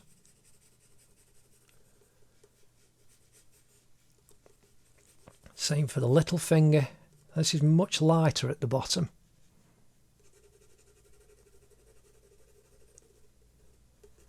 And that curves around to join the knuckle, over the top of the finger, and then down the side of the palm. Just a little bit in the middle as it curves around. And then the knuckles, we can put the slightly darker tone in and just keep it soft. You can see how soft it is. There's no hard edge.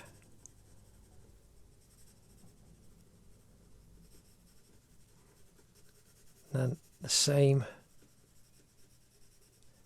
going up on that knuckle, the third knuckle.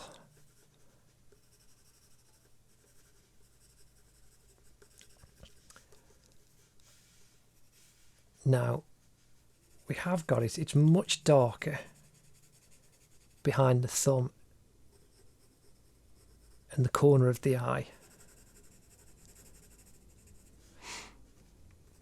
And then we've got this patch of the side of his cheek going to his hair. Again, I'm just using the flat side of the pencil that we've been using, just pressing on a little bit harder now.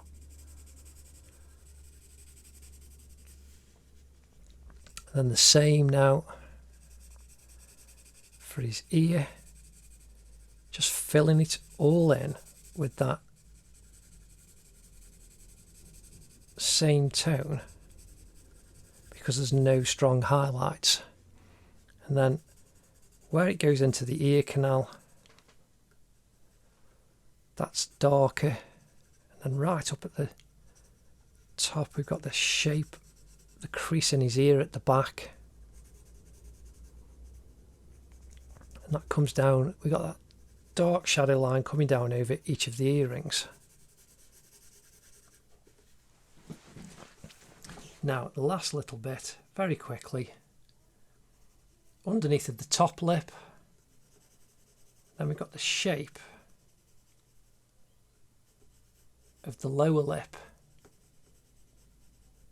curving around. We've got the highlight on the top there, the highlight comes around, but I'm just filling in this shadow in the way, resting my hand on top, my left hand on top of my right hand, so I'm not touching the paper. The lines in the lips move. It just makes it look more natural. Again, just a little bit of shade underneath that nostril. And there we have some basic shading going down. I hope you're enjoying this. I'm having an absolute joyful time, and it's just great to show you these simple techniques. Now, I'm going to come in and we're going to use a cotton bud. I'm going to use my tracing paper because that way you can kind of see underneath the drawing as well, but I can just move this around where I need to. Now, just like I use the pencil, you can use a cotton bud and you can smooth this, and the soft texture allows you to get really nice soft gradations. Now the blending stump can be a bit tough and hard, but again, I like, that's personal preference, I like the effect that it can get. So here underneath that hair that's going to go on top, we've got that softer tone, and I'm pushing again the pencil around Jungkook's eyebrow, and then the tone caused by the hair over the left hand side of his forehead, and you see that getting dirty already, so you just turn it around and I'm carefully softening the tone all the way down, leaving that little highlight. Just use the clean part. And then we've got coming underneath his eye into the corner. And it's a bit darker right in the corner of his eye there.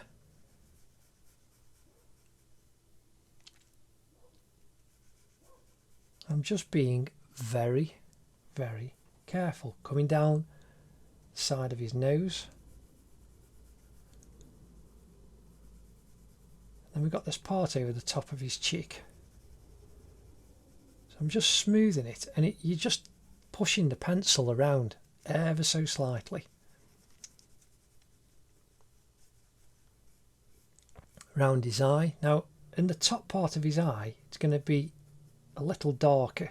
So again, I'm just smudging it carefully onto his eyeball. And the upper eyelid will cause that little bit of shadow. So now we come down, we've got by the side of his mouth. I'm just squinting so I can see where the slightly more solid tone is, and that comes up and then goes up by the side of his nose. So imagine, I mean, I'm a bit of a wrinkled prune, so I'd have quite a solid line there in the crease in the side of my mouth. And if you check out Billy Billingham in the How to Draw Portraits list, or any of the guys with craggy faces like that, it's what you can do to, where they've got hard lines, they give you easy definition. But there's no difference in this than there is in someone who's got a hard line. You've still got to have the hard lines, and you've still got reflected highlights in the shadows. So you've just got to be careful. Whereas with this, it's just a case of all of things like the bottom of the nose, the mouth, the eyes. Getting those in place means everything's in the right place for you to start your drawing. So now I'm doing the shadow above his top lip in the centre, going right up underneath his nose, and then where the shadow curves around, softening that bit round the back of that C into the centre part. At the top, like the top of the C comes in the centre between the edge of his nose and the middle of his nose, and then curving that shadow round underneath the bottom. And this is how you can get that lovely photographic, realistic tone. You can use a kitchen roll, but you can't kind of get it to the detail point that you need. So now this darker part coming up his nose is nearly vertical, and if you squint your eyes you can see where the shapes need to be. Just helps you if you squint your eyes, you see the shapes more clearly. You can see how it's by the edge of his eyebrow, and it kind of just comes over a little bit.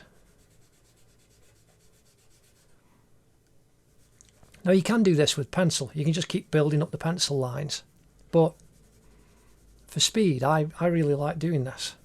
It helps fantastically. Now that's all getting quite dirty, so just turning this over, softening the bit between the top of his nose, between his two eyes, and then coming down the front of his nose. I'm turning it back over again because there's still plenty of clean, but I just wanted that really clean bit for that highlighted part there. Now coming in above his right eyelid, right underneath and in the corner, and then from the tear duct that curves down past his finger, and then right underneath and into that shade. Now right by the fingers, that's going to go darker still, but we can just increase that tone a little bit just by using the cotton bud in exactly the same way that you would use a pencil.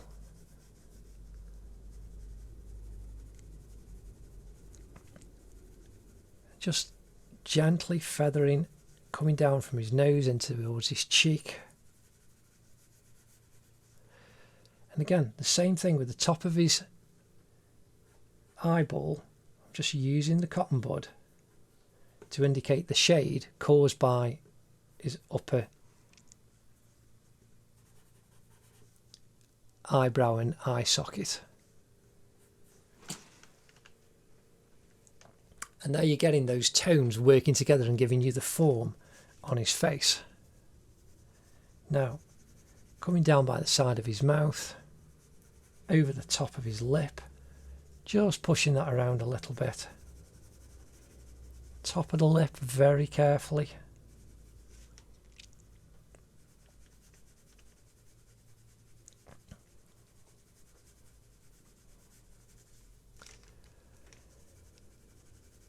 and the edge of the mouth coming down to his chin, and you've got underneath his bottom lip, you've got that darker shadow and you've got that reflected highlight just above it. So now I'm going to use the lighter side again so that I don't put too much dark down. Just gently smoothing up to the corner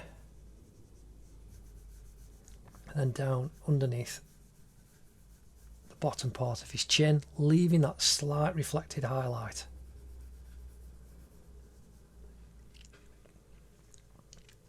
So now the darker part of the cotton bud,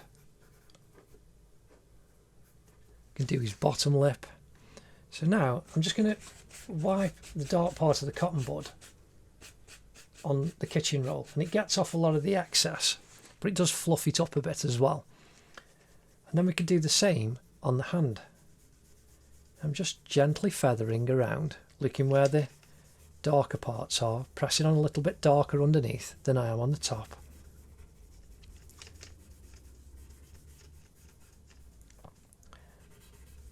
Top part of his finger, thumb,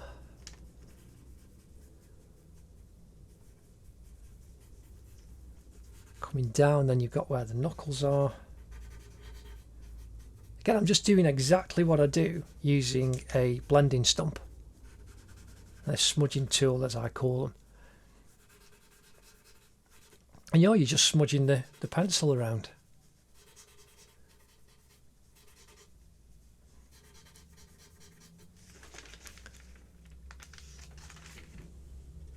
And there we've got some really good softer tone put down as we're just building up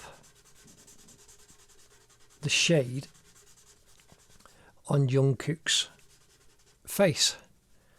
We do the same coming around his ear, smudging in the darker parts, just softening it. That's absolutely fantastic. Again, we'll just carry on building up the tone. Now we're going to put in all of the dark around Jungkook's hair. And for this, I'm going to use an 8B pencil. Now, I'm going to be careful, but we've got all of the shape and the direction. So I'm using the side of this pencil. I'm just going to fill it in quickly. All of the darker areas. It's quite a, a nice, soft, focused picture. And so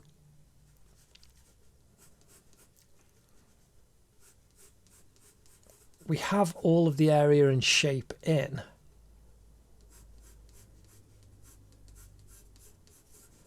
Where the highlights and the shadows are going to be. So, like we did on the face, if we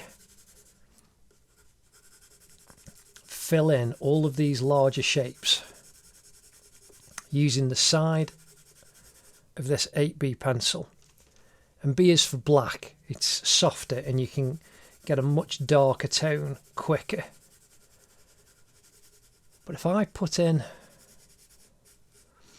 all of these wide areas, when we put the real dark on, it'll help bring the detail of the hair together very quickly. So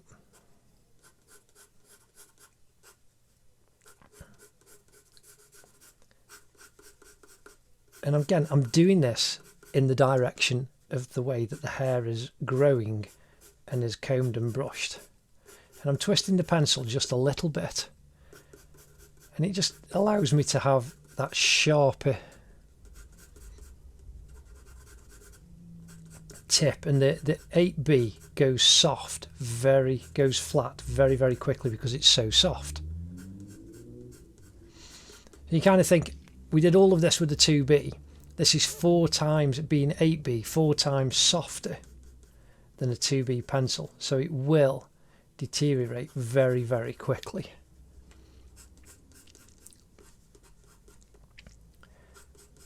And so I'm just kind of putting this mid-tone in first. And then we've got this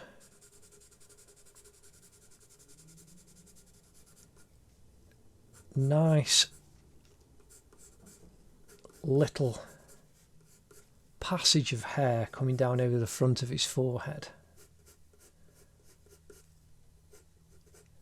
And then where it comes over his eye, it kind of goes thin and splits, which is why we're doing this kind of mid-tone first, rather than just going in with a full-on dark. Now, just being careful and bringing that slight loose one down the side. Then we've got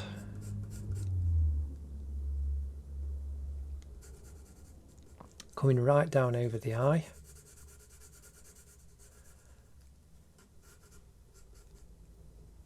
And then we've got that individual one in between. And then we've got this edge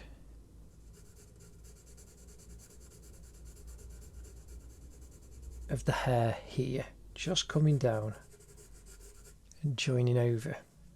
Again, now I'm going to use a bit lighter, just coming down, but again, I'm going in the even though I'm filling in a larger, flatter area, I'm still going in the direction of the hair, because there's no real mass area of white highlight.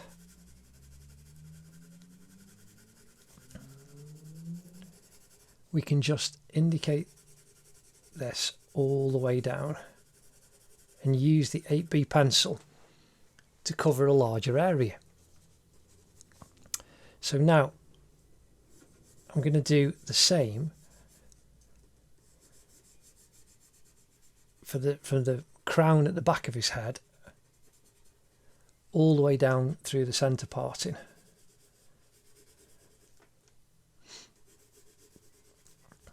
Again, just putting this mid-tone in.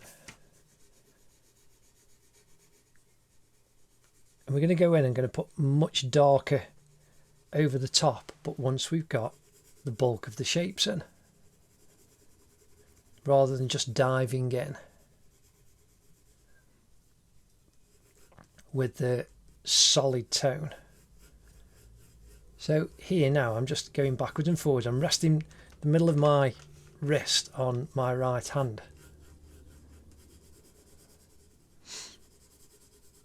And allowing me to pivot from my shoulder and just fill in this area quite freely. Now,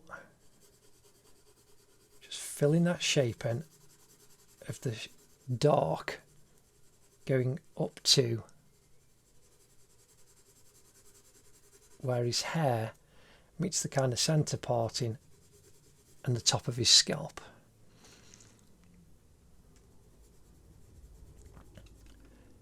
Now,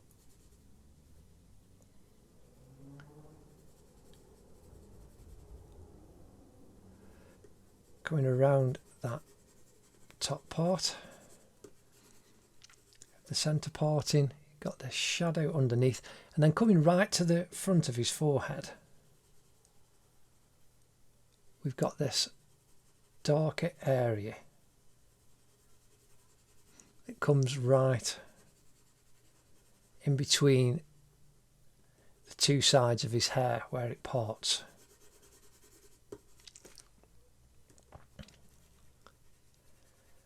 Now we're filling in the shadows on the right hand side of his parting, coming down the right hand side of his head.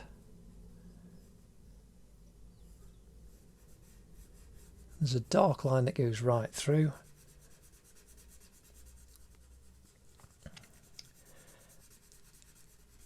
And then we can go up to the back of his head. Just being careful, just filling it in. Just kind of being a little bit loose. And soft. Now, this highlighted area on the front,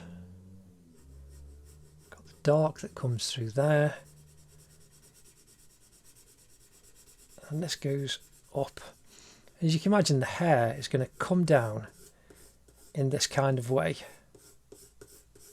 So even though we're filling in all of this area in a very black mass, I'm still going in the direction of the hair, because the pencil lines will reflect light around them. So if you actually fill in a large area, still do it in of hair, do it in the way that the hair is actually flowing. So if it's curly, then do it in the way the curls go. But if it's straight, then draw your lines in the way that you need it to go. And that's the simple way to do hair. So I'm just being careful, coming up to the back of his head, going up.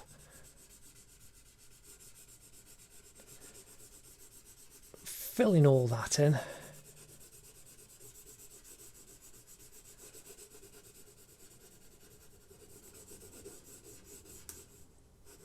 Oh, I just heard the tip of it just snap off as I'm pressing on a little bit harder.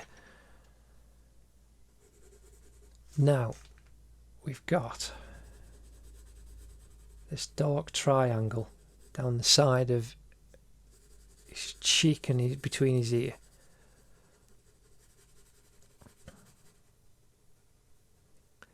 So that we can fill that mass in quickly.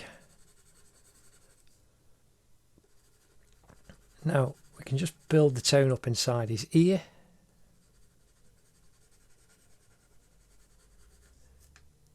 How that comes down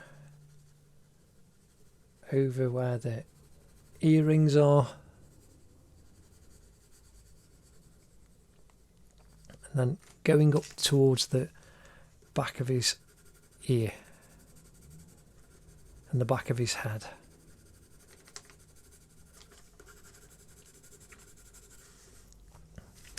Now we've got these little parts of his hair that are coming across the front that just curve slightly. Again, it comes right down to his thumb.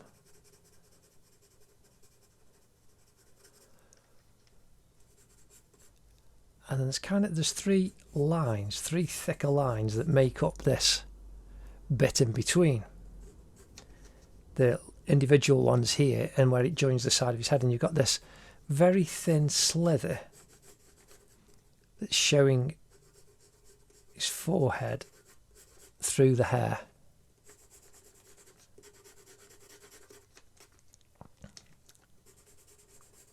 And that third one comes down.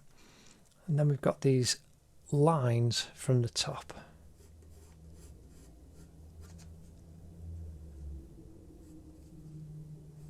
Just carefully taking that up. And it is quite thick, so the thicker part of the pencil isn't a problem.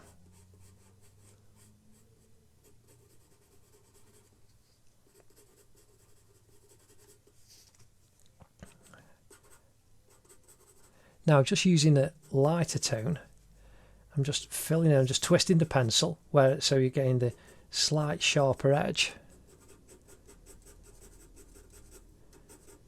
and filling in where the highlight is, coming all the way over but going in the direction of the hair.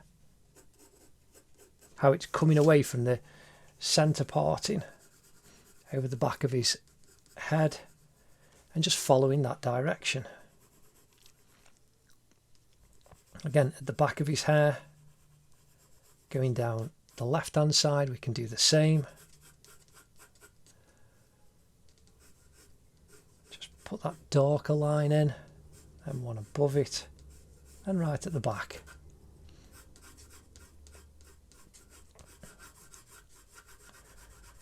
Then we can just fill in this hair and this highlight. Got that dark there, dark extends in.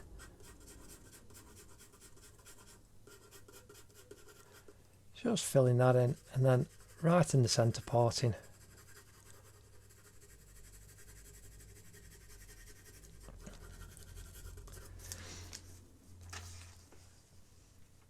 So there now you can see we've got quite a lot of nice tone, starting to give a much more fuller image of Jungkook.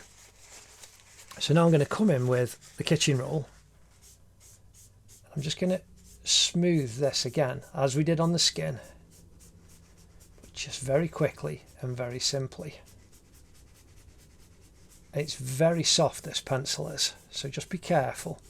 And you can kind of press it into the paper and you just get that absolute smooth covering, so there's no white actually showing through. And you see that just becomes very dirty very quickly. Now I'm going to use my older putty rubber. You've got the two, so you can see this one has done a lot more work on a lot more drawings. And so where the highlighted parts are, just again going in the same direction. Just pull it to a point.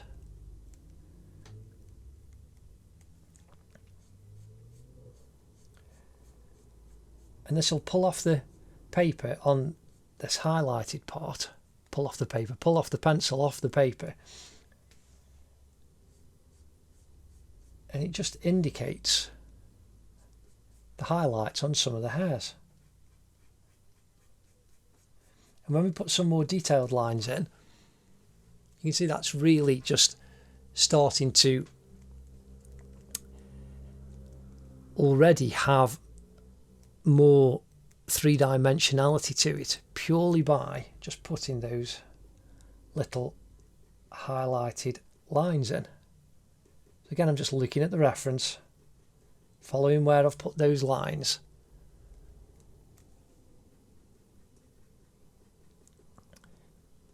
And they kind of, there's more at the front in this area, and then right in the centre of his parting, and then there isn't at the back.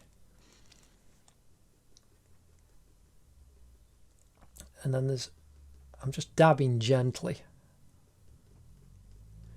indicating those at the back.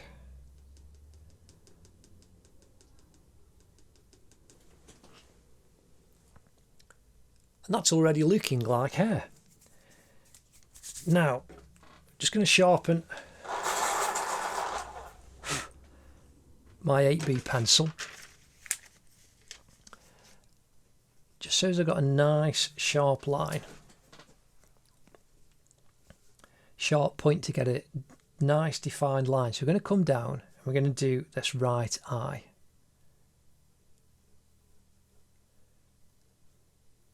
And right underneath that upper eyelid, going down into the tear duct, and then it comes to the point and then curves back out. And then you've got the corner of the tear duct.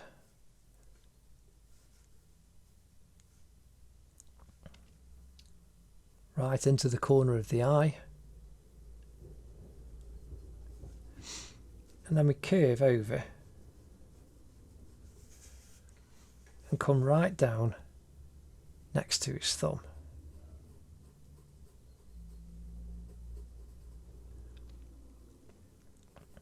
And it's a thicker line underneath.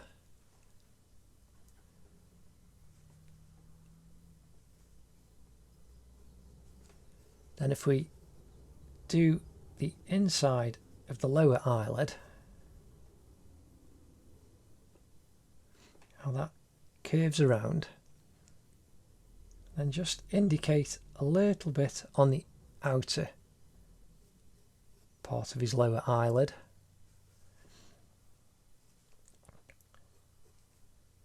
And then we can do the outer line of the iris.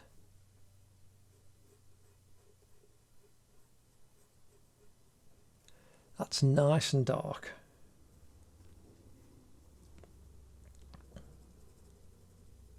Now I'm really pressing on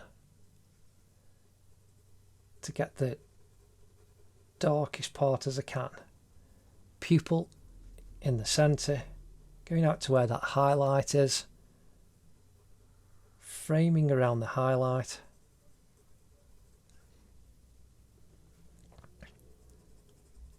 Underneath the upper eyelid,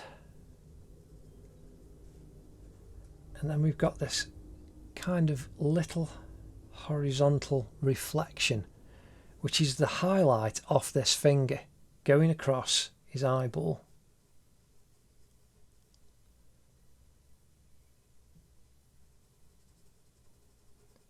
Now I'm not pressing on as dark here as I was in the centre where his pupil would be. And then right at the bottom, got a nice dark line underneath that reflected light off his finger. And then not as dark a tone.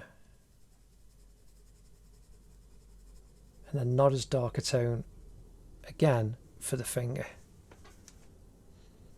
And there you've got Jungkook's eye really starting to stare out at you. And it just makes a huge amount of difference just by putting that black on. So again now, just crisping up, twisting the pencil, getting a nice sharp line,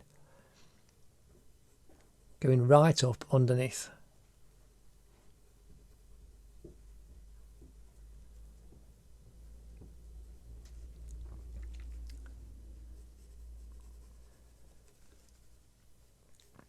Then we've got the dark right next to his thumb.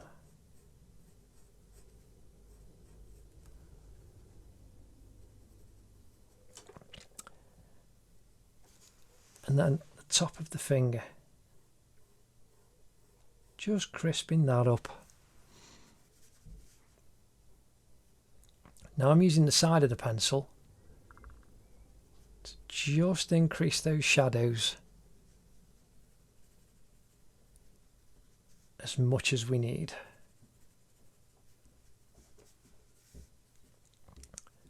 So coming over the top of the finger, on the lower eyelid,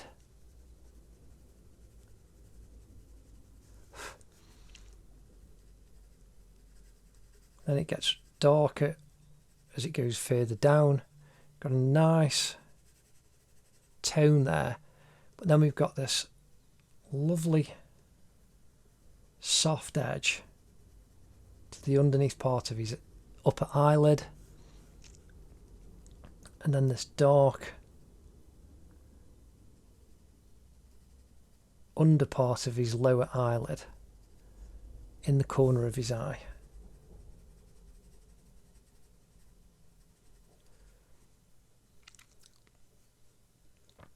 And then right in the corner,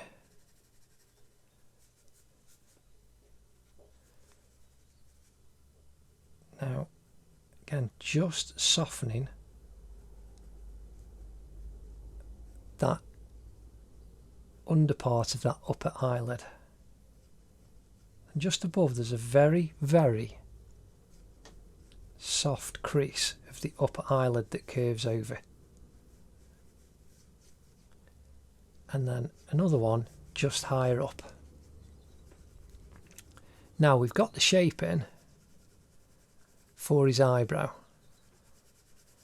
And it's very soft, but again, even though I'm using the soft side of the pencil,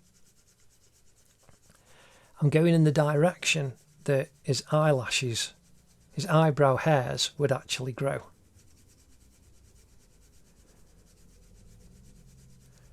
And I'm just filling that tone in, building it up slowly.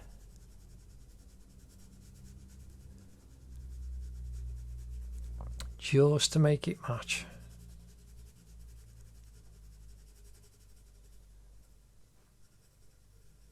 Softening the edge.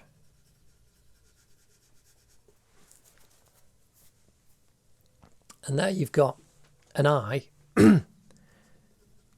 really starting to stare out at you. So now I'm just gently using the sharper point of the pencil to indicate some hairs in his eyebrow that are going across and underneath the hair. It doesn't matter that you're going across these lines, because when we do the dark on top, it'll completely cover them.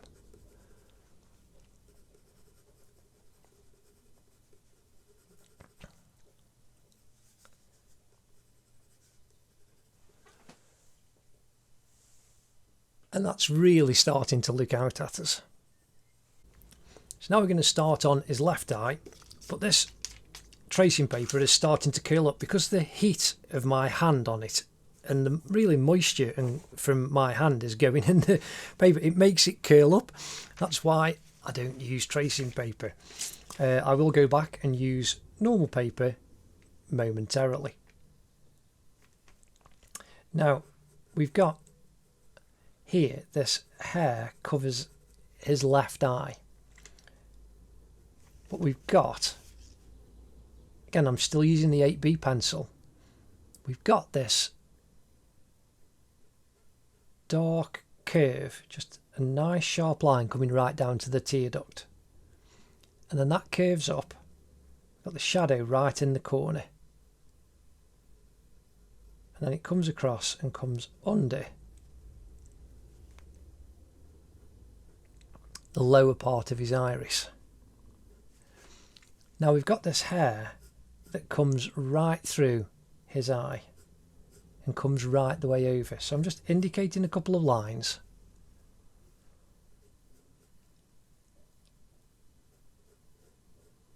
And curving the edge of the iris right up round the back. And then this curve right here of the upper eyelid. I'm just increasing the dark slightly, and it comes down. It goes quite wide out into the kind of corner of his eye, going towards the corner socket. But we've got these highlighted hairs that are coming over the drawing. Again, I'm just increasing the line of the upper part of his eyelid there. And the darker tone there. Now, right in this inner part of his eye, coming towards his nose, it's very dark.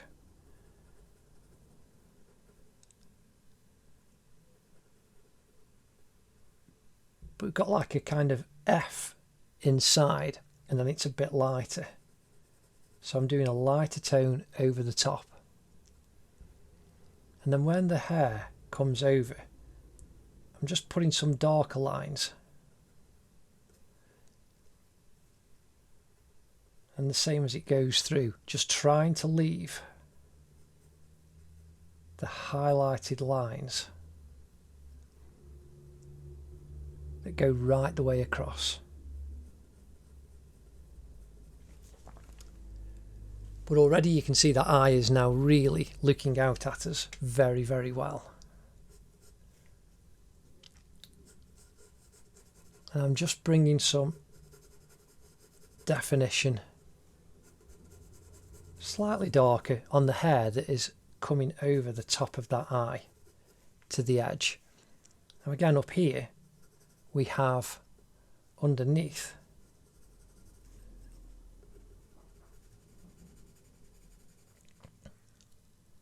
the hair, we've got his left eyebrow.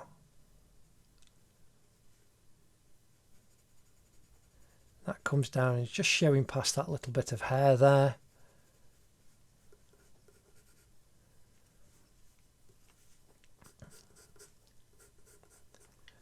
Now I'm just putting on these darker lines of his hair. It's just going to give us the definition that we need.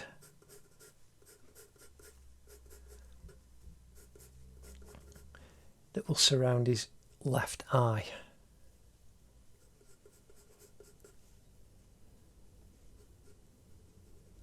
Again, we've got the hair that's coming right the way down. Then we've got this really dark patch, this little triangle off the back.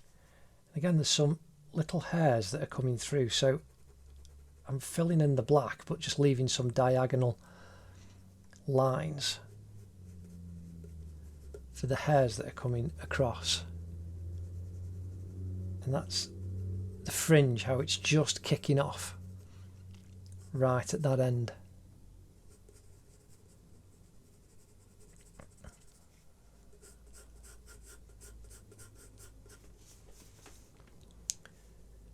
And there you can see we've got two fantastic eyes just starting to stare out at us.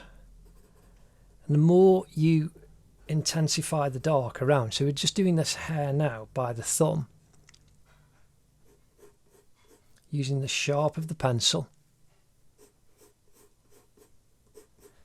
just twisting it slightly.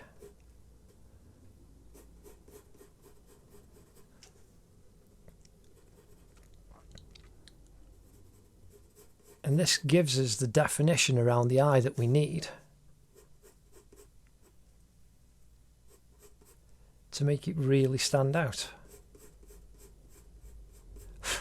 Because it works in conjunction with the lighter areas that we've done to frame the eye completely. And when we put the dark in all across here, it'll really make them jump off the page. So, here now, coming around the top of the thumb, just frame the thumb in that dark quickly. Fill in that darker patch and area of hair. Then where this comes down, just, you can keep it soft as well, just soften the edge as it goes over. Where the hair goes over the side of his face.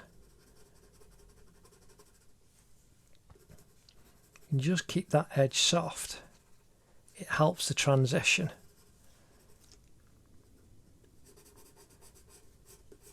But again, now I'm drawing all of this dark in the way that the hair is actually brushed.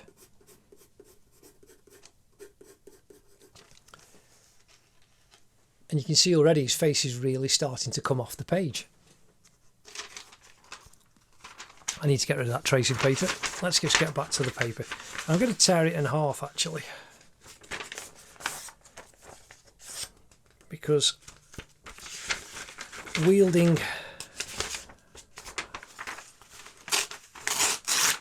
a large piece of paper over the drawing is a little bit cumbersome. So just having half is a little bit better. Now, the only other dark bit down here is really in the centre part of his lips.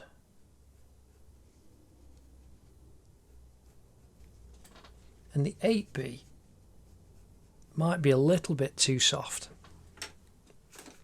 So I'm going to come in with a 4B.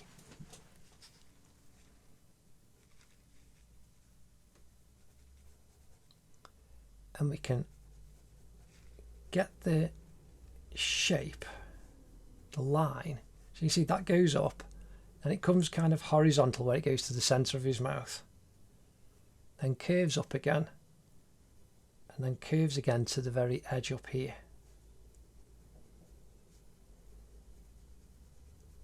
But I'm just lightly softening the edge again, right the way. Then we've got that upper lip. Now I'm just going up and down very carefully, which is the kind of creases in the skin on your lips.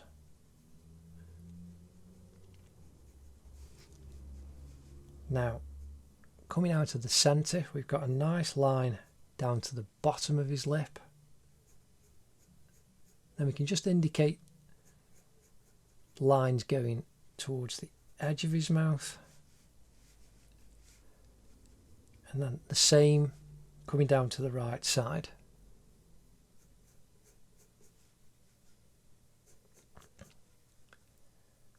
Just indicating the lines on the lips. Now we've got the shadow at the bottom.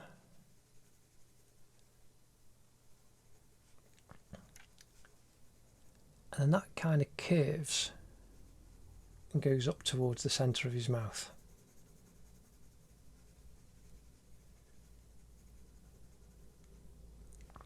And we want that darker tone coming across towards the left hand side of his mouth, and a little bit coming under the bottom part of his lip.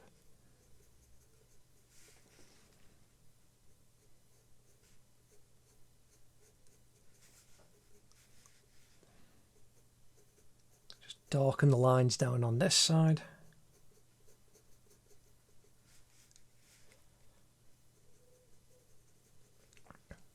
Just increasing that down, then coming with it putty rubber, and I'm going to use the clean one.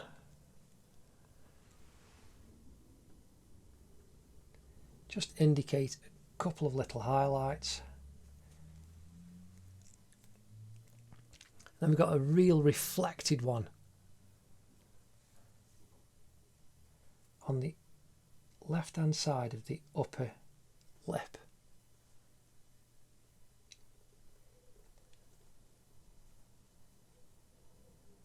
This is the light that's reflected off this jumper right underneath his lip.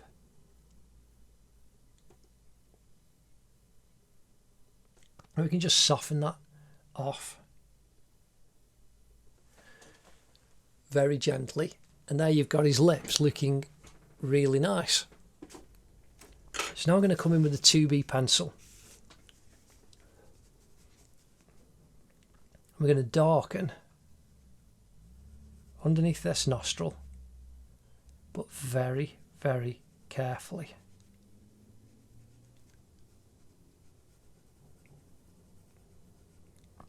And we come round the edge. We softened it with the cotton bud.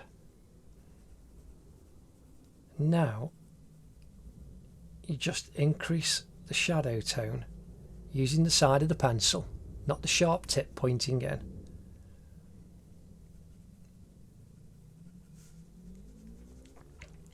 And that's how you give more definition to that side of his nose. And there's a little bit under the left nostril. And again, the reflected light from his jumper right underneath his nose. We can actually soften that line off.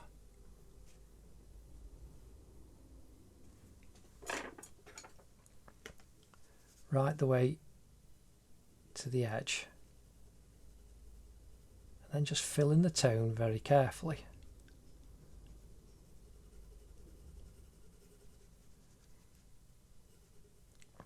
Now just coming down the side of his nose,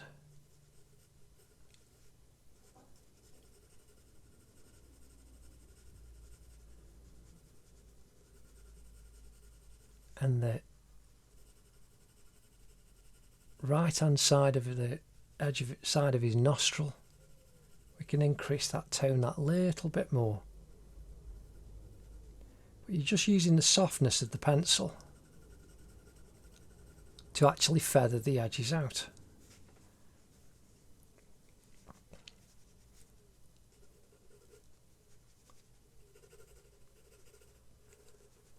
And then again, on the side of his nose, just coming round a little bit.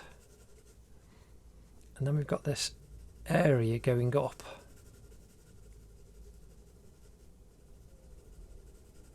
The right hand side of his nose. Just increasing the dark. Using the soft edge of the pencil very carefully. Now, here we've got a kind of straighter line on the edge of that tone.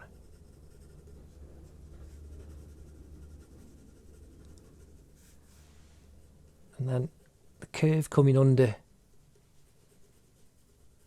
his lower eyelid on the right eye.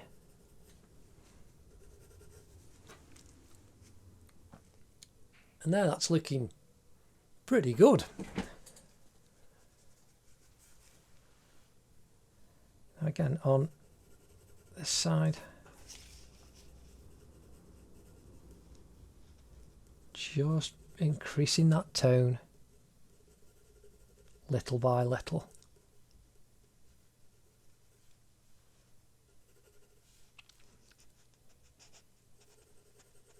And right down the side of his nose.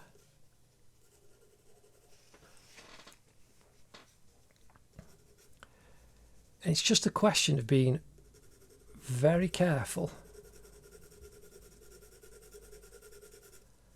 and just building up the tone layer by layer. Again, I'm doing this relatively quickly.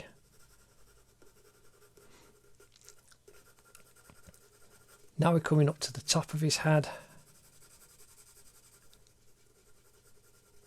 bringing this tone down underneath.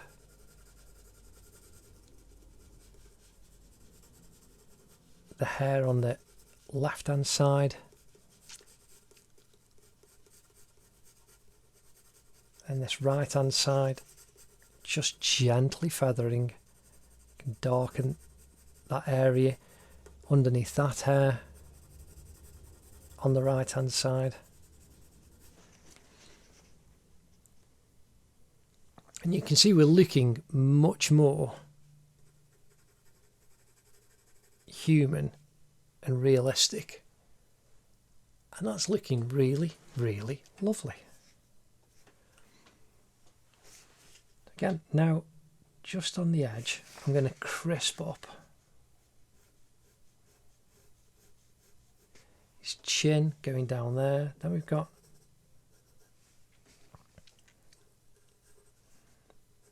these tones, this darker area underneath. Now I'm just filling these lines in quickly with the 2B pencil. But up here we've got a dark line underneath.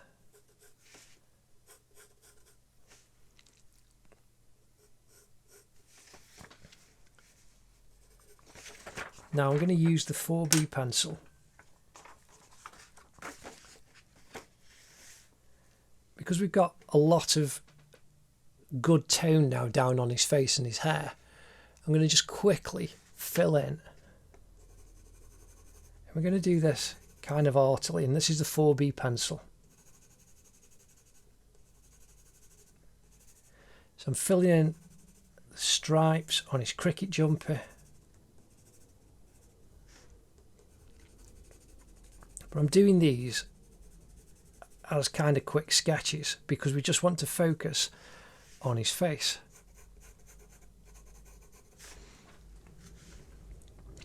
And then, right, I've got to be careful here. So we've got that stripe right next to his cheek.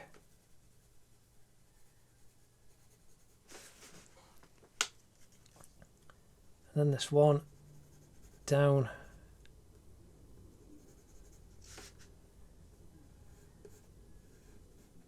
underneath his chin. Again, I'm using the kind of near tip of the pencil, but it's allowing me to fill in, just putting some dots in. You can see where the stitching is, and this is where with the drawing you can be quite impressionistic, filling the shade in right underneath there. How that shape needs to be solid, and right underneath his chin, going up to the behind the cuff. We've got a grey area, not solid dark.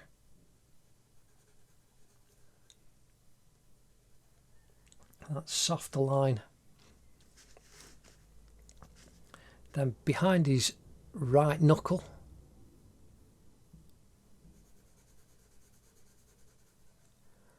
we've got a nice shape of dark.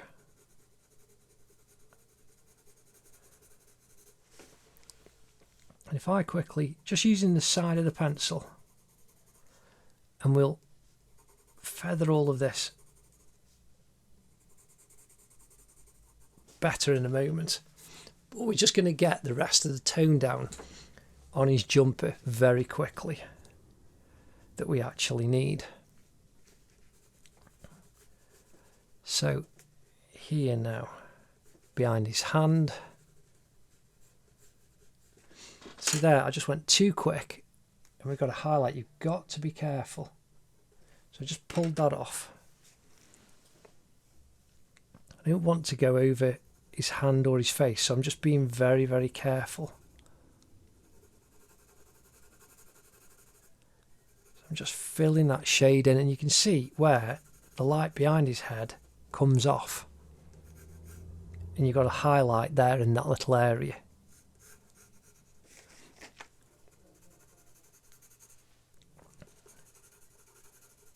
So now filling that up.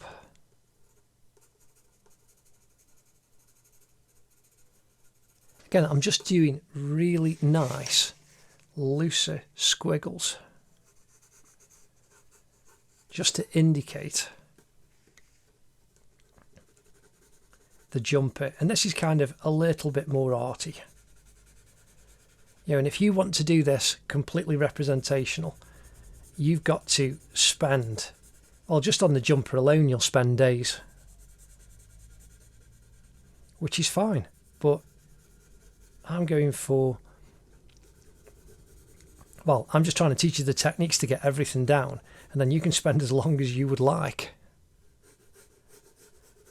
actually getting everything down that you want in the way that you want. So now, soft edge there, coming up to that corner piece on that stripe.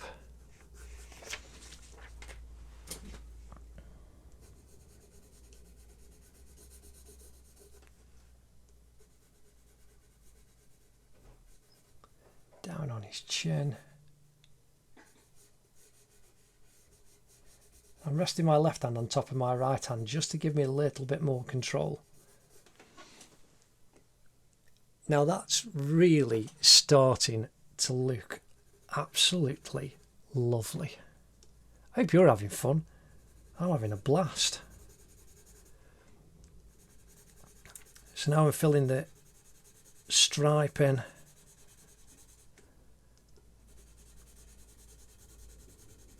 On his right sleeve.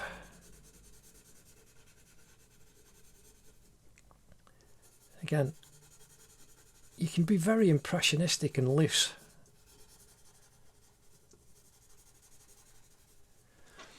And that's kind of arty, you know, that's just looking really, really lovely. So now down here we can just put some squiggles in to indicate the shade and the shape of his cricket jumper. So there I've just indicated the shade. We've got that crease coming down.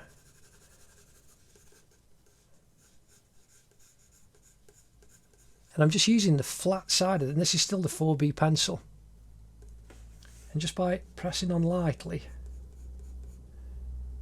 you can indicate and leave a lot of the paper showing through, and you've got some detail showing the kind of knit in the fabric.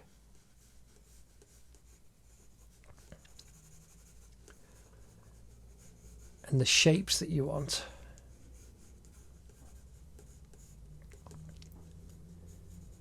On the drawing, but it just looks arty. So there you can see we've got that cricket jumper really starting to come alive. Now we drew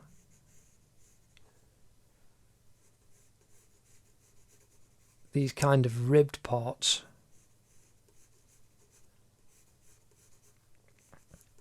on his jumper, and they've got kind of shadow within them.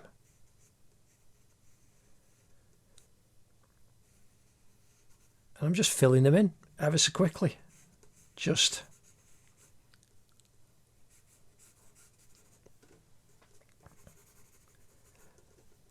nice and easy. Then across the back, got a little bit of cross hatching for shading there.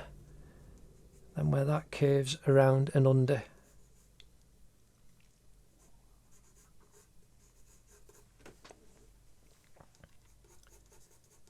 And again, just like we did up on the top right, just indicate the ribbing very, very gently. Then we've got more of a shadow there. And then again on this side, I'm just going to now, with a nice soft flat of the pencil, indicate the pattern in the jumper.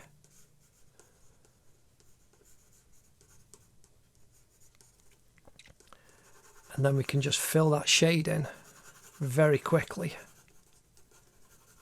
that's cast by his head and his right hand.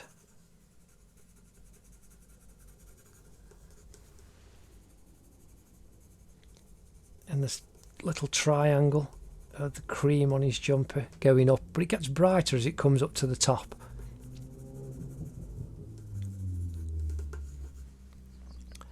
And then we've got this lovely couple of creases of shadow down here.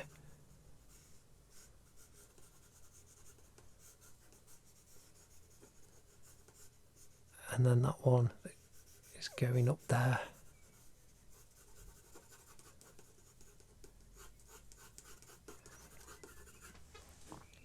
And that's how quickly you can indicate a jumper. Now we're just going to fill in the rest of his hair and work on the rest of the details and the highlights. But that's how easy and simple you can actually fill in a jumper. Now you can, if you want, come back in with a piece of kitchen roll if you want, and you can smudge it around a bit and just soften it off. And that helps if you want. And again, you can indicate shapes and patterning using a putty rubber. Just very, very quickly. You can just simply indicate some of the lines, and you can be very impressionistic and loose, and it just works for you.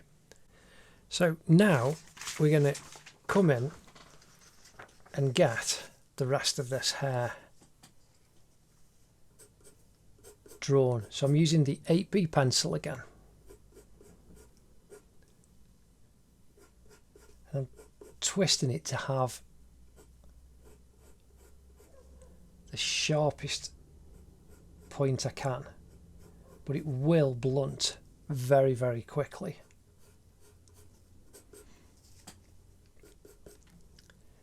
So I'm doing this so that we've got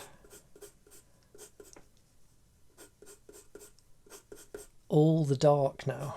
But because we've put this mid-tone down, I can fill in a lot of this area with these lines, and it gives us the richness and depth of his hair that we need. But the mid-tone gives us the strands because I'm putting the lines on, and if you did it this way it just wouldn't look right. You've got to do hair in the direction that the hair is growing. Now frizzy hair, if you check out how to draw Bellatrix Lestrange, that was fun.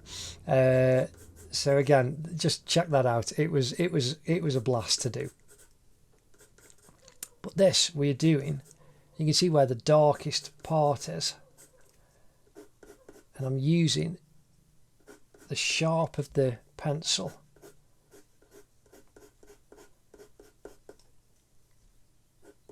to give me that indication of the straight hair coming down. And it just works on top of all of those tones that you've already put in.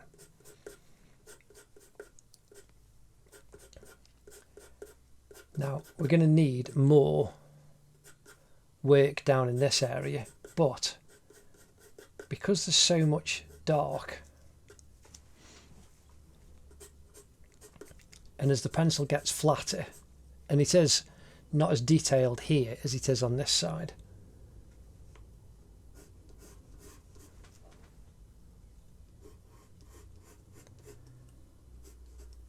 so I can bring that right the way over. Again, I just keep twisting the pencil in my fingers right at the back,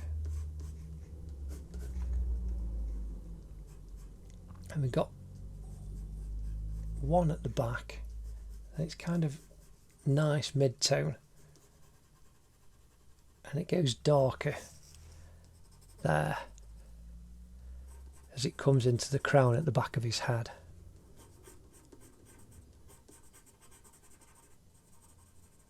But now I'm just gently feathering it out where it goes into the greyer part of the hair.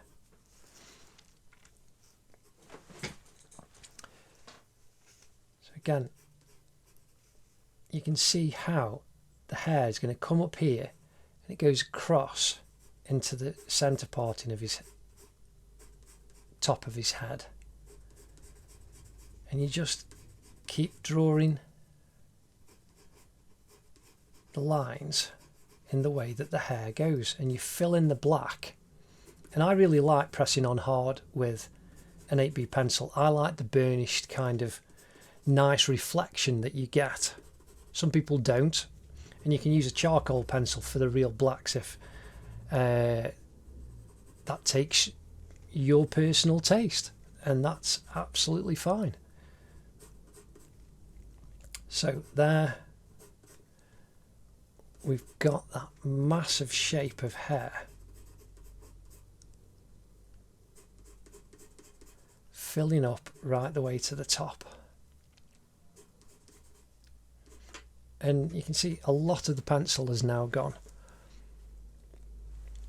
Now, this underneath bit here, we've got a nice dark shadow.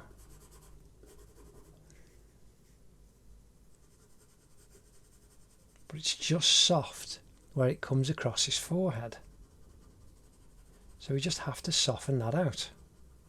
So I'm just putting little circular motions at the end, not pressing on as hard, so as I'm getting that nice softened tone.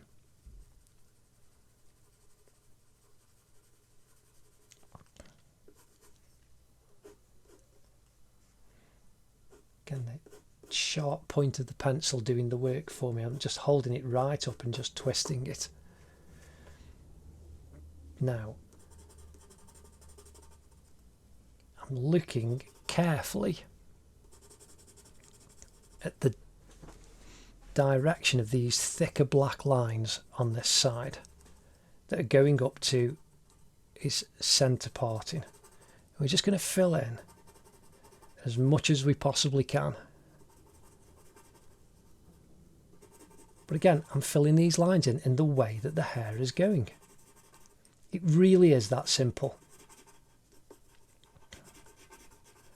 And so now at the back of his head,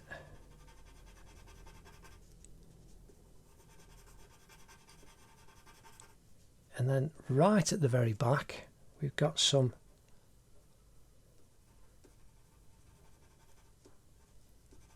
dark at the edge where it goes right over the back of his head.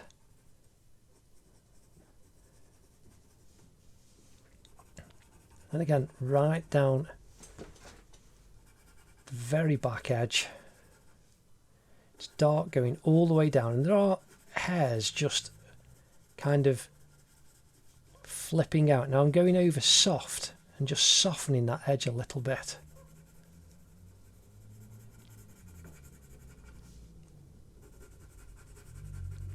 We're coming down to over the top of his ear. And it just looks like this entire area is filled with black, and you can see how his face is now really starting to come off the page. And this is fantastic. This is where it starts to get really, really exciting and enjoyable. And this is what I love, the joy of actually drawing with a pencil is fantastic. You know, when you think you're creating something with essentially one tone, you're adding black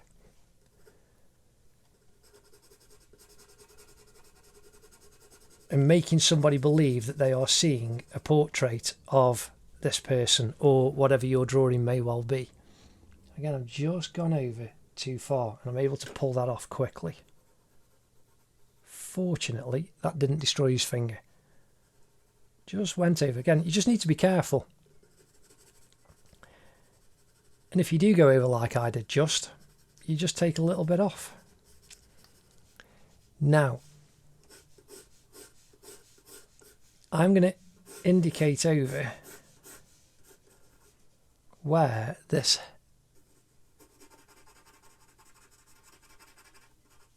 shadow is all going to go. But I'm just directing my pencil where I need the very top to come up where this highlighted area is. Again, this pencil's getting very flat now.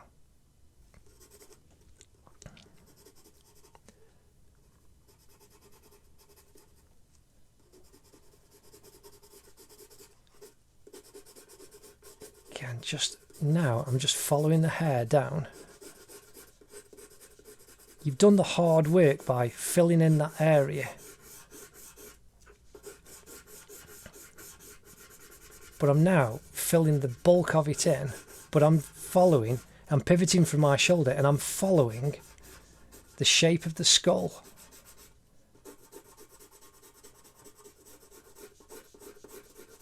So that the lines of the pencil basically trick your mind to think, yeah, I'm seeing that hair going in that way. And that's looking absolutely fantastic.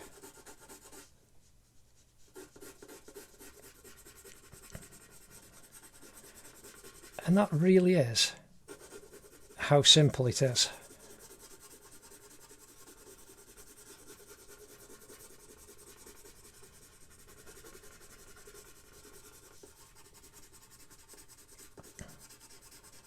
And I haven't had to sharpen the pencil once, and we've just filled in all of that area. That's fantastic. But I need to sharpen it in a second.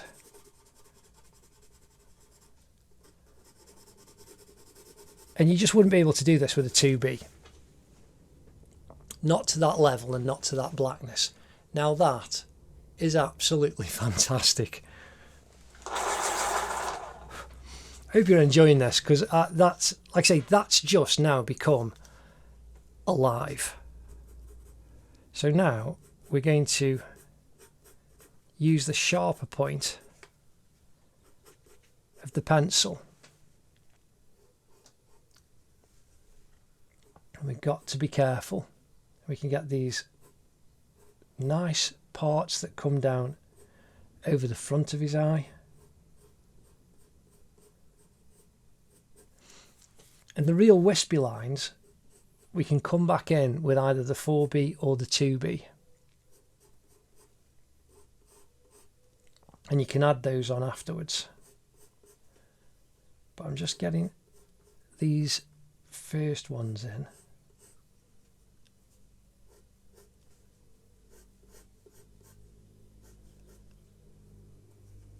Now we've got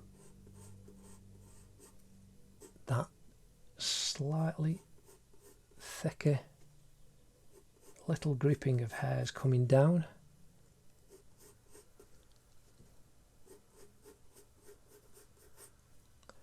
And that curves off to the side.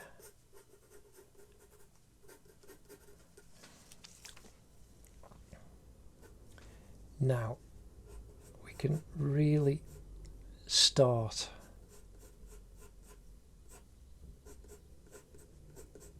adding these detailed blacker lines in now. And the more you add, the more realistic it becomes. So just keep looking where and how far down you need some of these darker lines to actually go.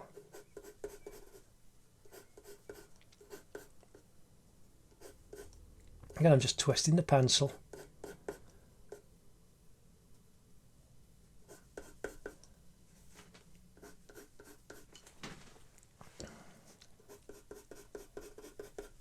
To keep the tip on the sharpest point as I possibly can. So now in this bit going up, need to just go over and darken so that it's completely flat, and I'm using the side, the flat, big flat side of the pencil, and that now looks completely dark and black. But you haven't, because you can't press on with the side as sharp as you can with the point. But it just gives you a real solid tone of darkness. And there now you can see going to the crown at the back of his head. And we've got a couple of little V's here as it comes forwards to where you've got this light patch right in the front of his centre parting. But you just make it softer and darker around the edges. And there you can see that's his centre parting set and done.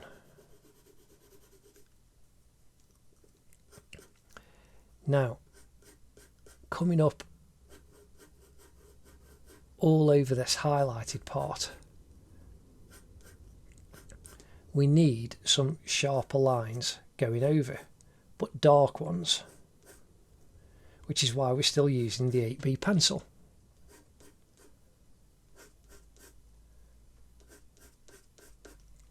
Again, I'm just going in the direction of the hair. Now I'm coming up out of this dark to about, halfway. And that helps to graduate the lines in. Just increasing that dark, going up there, halfway up his head.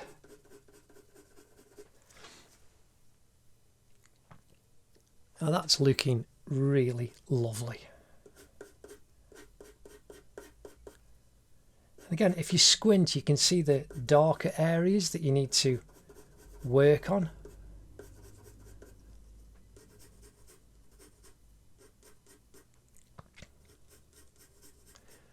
So now we're doing going towards the centre parting.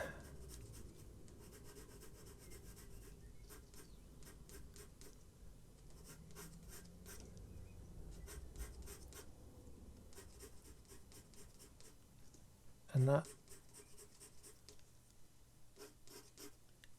is going towards the back of his head. You can see we've got this highlighted area kind of in the middle here and a little bit at the front. And because I'm adding little sharpened lines but not pressing on as hard as we were in the black, we're getting nice, softer gradations,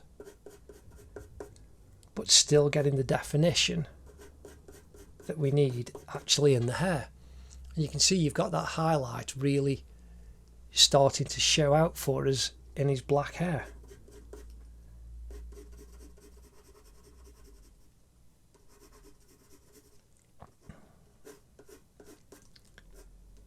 Just adding some more of the darker lines at the back that we need.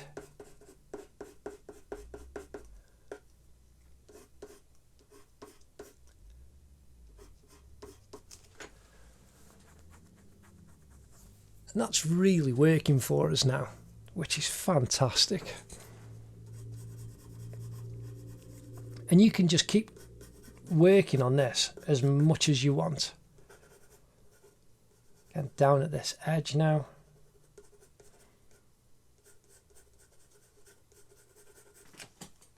And I'm coming in with the dirty putty rubber.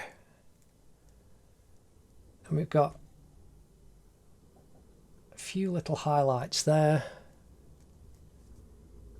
A couple going over there.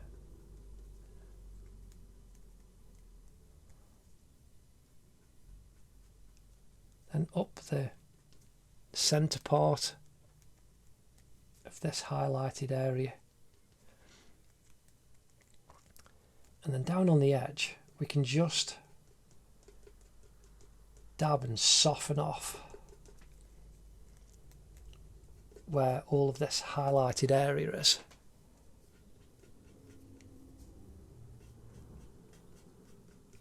And you get that soft little dappled light on the front.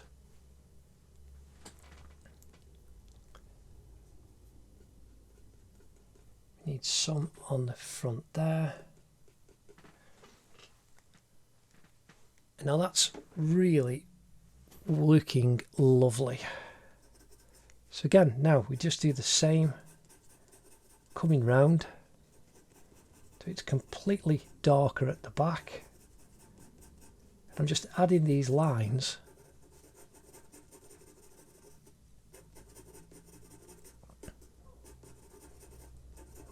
quickly to indicate in, and there's a very, very tiny little highlight, but again, you just dab on with the rubber and that's just done exactly what we need.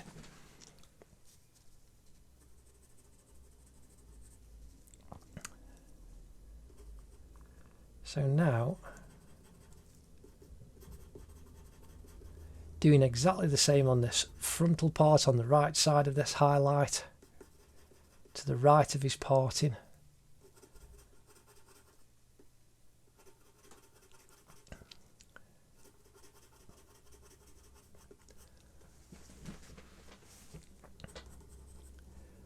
And I'm just going to sharpen the pencil just so as I've got a nice sharp point, because we did all that work and it did soften it down. And again, as I'm putting all of these little lines on, I'm still twisting the pencil just to keep it as sharp as I possibly can, because as you do all of those lines, it keeps getting flatter.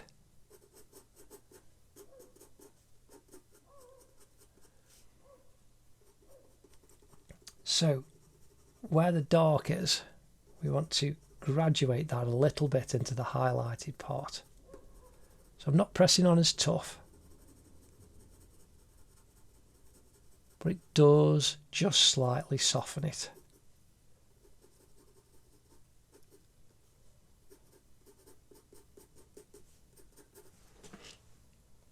And there we've got that lovely highlight coming down. Again, just come back in with the putty rubber, the dirty one.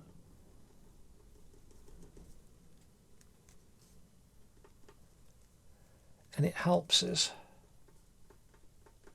to get that kind of little soft sheen look in the darks, because you're not going to pull the hair, the pencil off right the way down to the bare paper.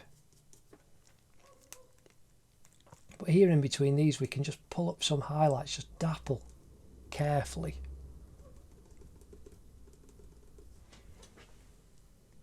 And it just gives us that little extra lift of light.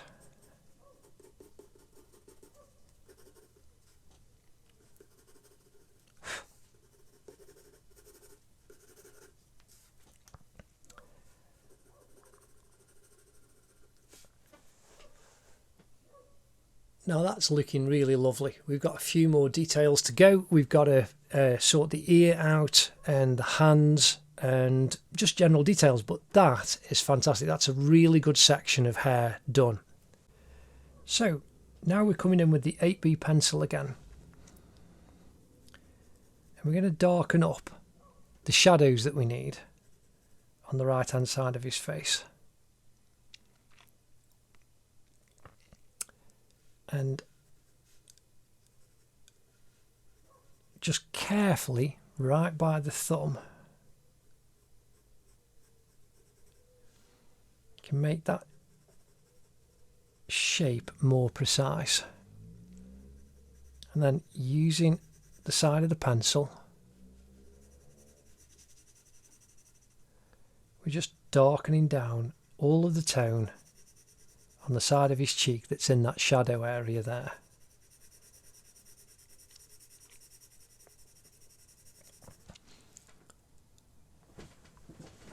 And that really helps to make that thumb really stand out. We've got darker shadow at the bottom, coming up next to where the thumb is, and then nice shadow kind of line following the hair up. Now the lower earlobe,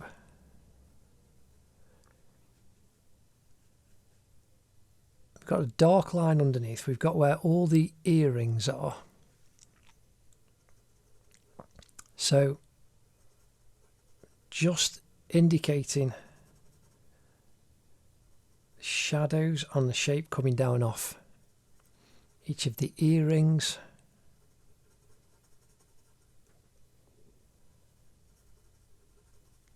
And the first one, you can see you've got this nice little black shadow actually going onto the ear. And where that comes down,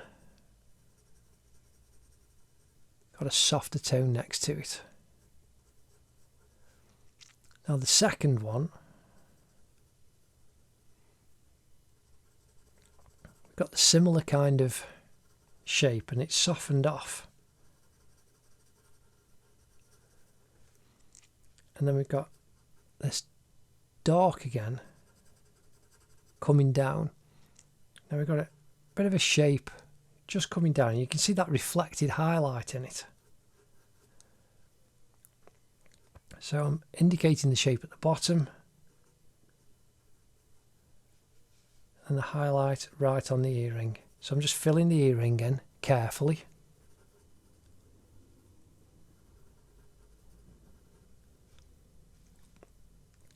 And the same on the one that's on the inside. The tone that's underneath is darker.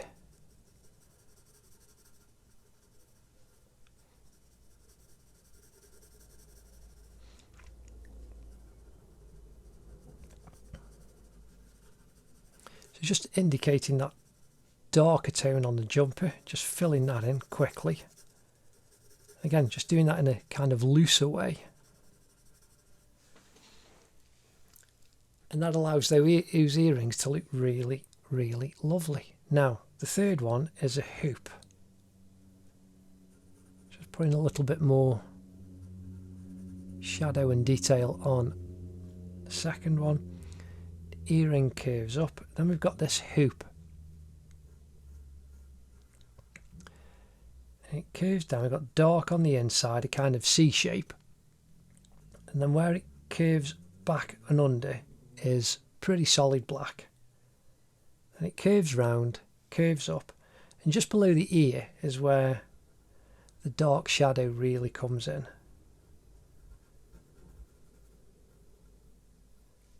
For the section above. We can just leave that highlighted bit, but I'm just going to pull off a little bit of the pencil on the bottom for that little highlight reflection. Now, the hair, so we need to use the side of the pencil again. Hair coming down the ear, we need to soften that as it comes down. A little bit, because there's a little bit of ear showing between the edge of his hair and the entrance to his ear canal, where it is quite dark. So now we're doing the entry to his ear canal. That's got the darkest point in. We're just following the shape up, and you've got that little bit of highlight showing.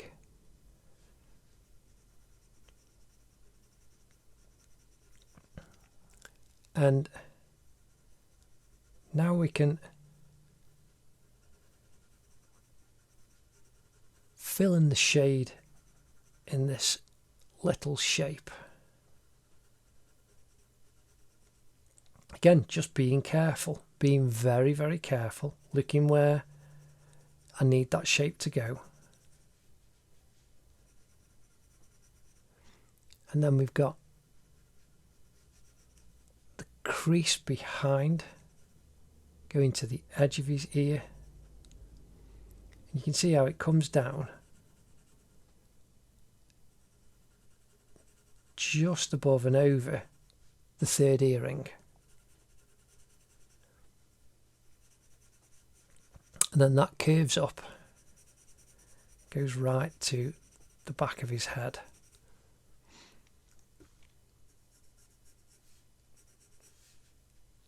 And we've got the right down the back of his ear, just very carefully, bringing that darker tone down to the earring.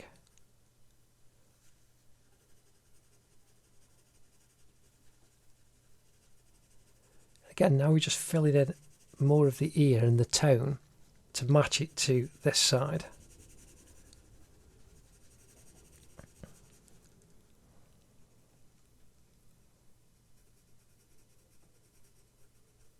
Really darken down the entrance to the ear canal now, and inside that upper part.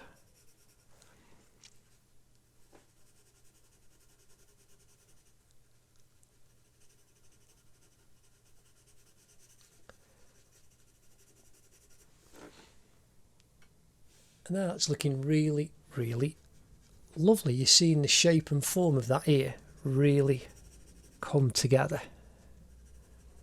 Bring the tone down to the bottom of his earlobe.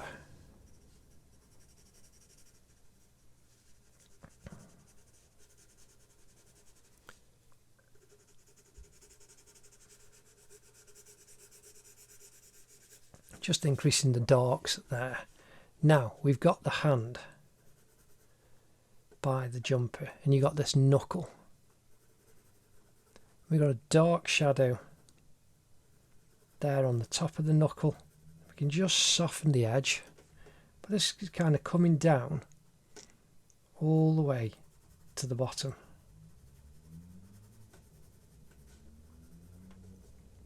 And that's the shadow created by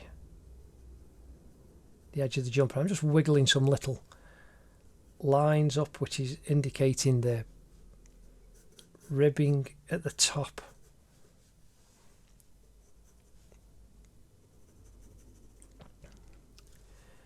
Now, these dark parts in between the fingers, we've got this mid-tone that we've put down, and inside it's it's not all dark, there's just a line inside. So I'm carefully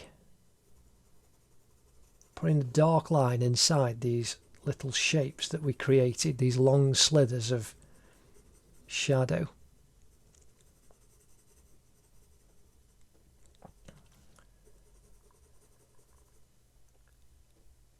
And that gives us more definition on the hand, really brings the hand out.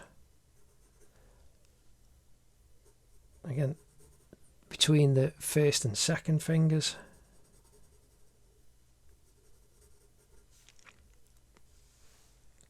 And we've got the shade on the thumb.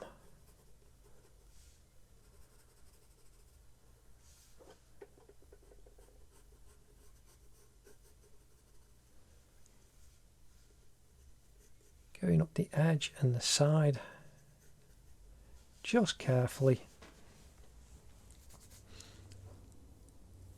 That's looking absolutely lovely. Now, I'm going to come in with my clean putty rubber. I'm going to pull it to a fine point. I'm going to bring the paper over so I don't smudge. Then we've got the highlight on the edge of his nose and then coming underneath.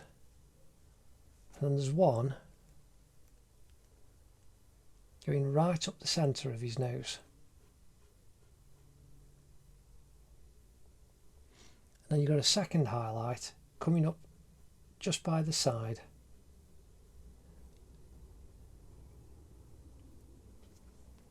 And that's about how far that goes. Now, we highlight the bottom of his eye. Those hairs going across his eye.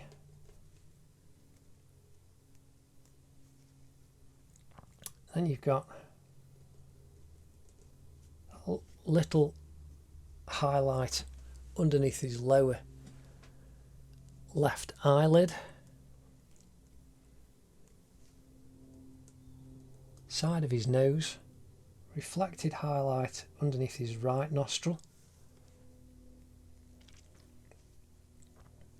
And coming down the side of his chin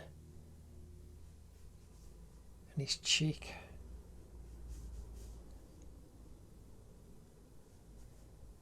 Reflected highlight underneath bottom left of his lip. And then we've got little edge of his mouth highlight. And the same on his cheek by his nostril.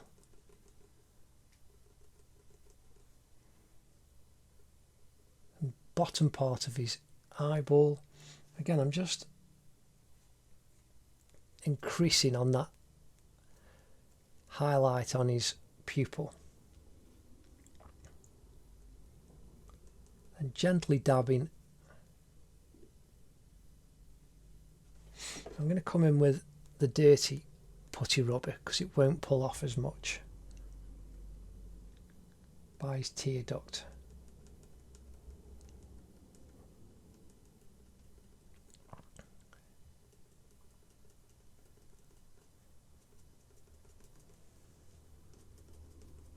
And coming up his forehead.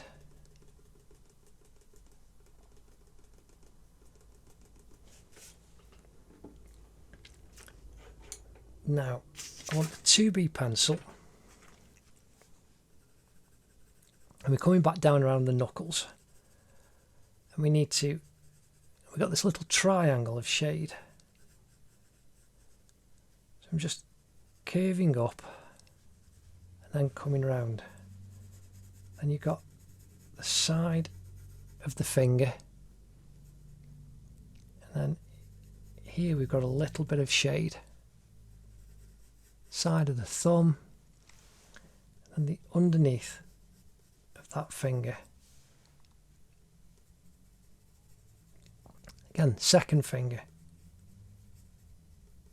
Got the same thing, just a little bit of shade coming down.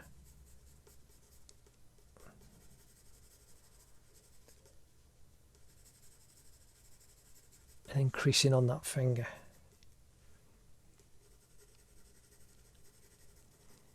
Third finger, the same thing.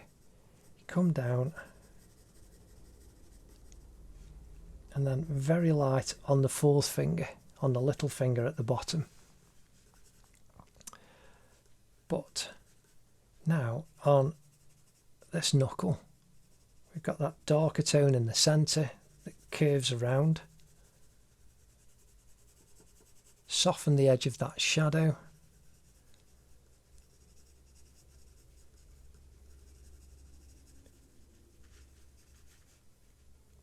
And you've got the lines in the centre of that joint in the finger.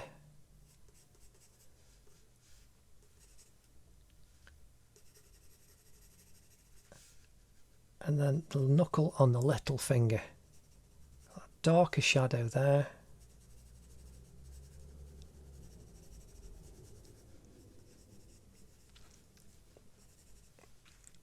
Fully curves under. Then the shadow by the edge of the jumper on that finger. Now we've got the highlights.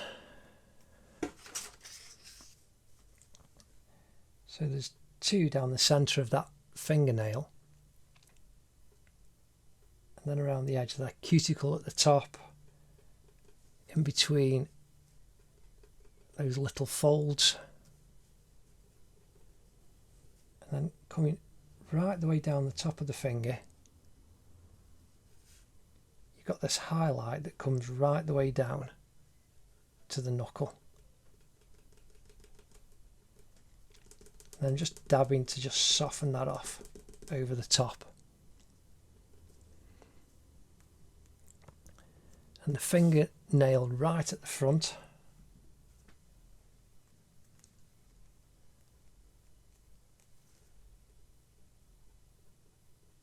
Really building that up. Now I'm going to come back in with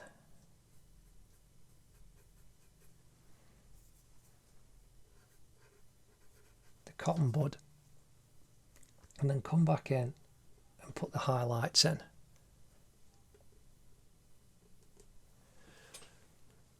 And there you can see that finger's really lifted off now. Now the second finger, the highlight comes right across the top and down that inside edge, comes down to the knuckle. A couple of dabs for inside the knuckle, then we've got the creases in the top. Third finger, same thing. That comes down, we've got more of a wider shape. Little finger, knuckle. Same thing, how that comes down. But the little finger, the highlight goes right around the top and then comes down the side. And we've got a highlight going up on the top on the side and then a little reflected one underneath. Now if you just dab carefully, you can soften off the pencil on the finger, leaving the shadow on the underneath part. Now the thumb, we've got a nice highlight at the top there, and then just coming across the pad we can just dapple it, and a little highlight on the right hand side.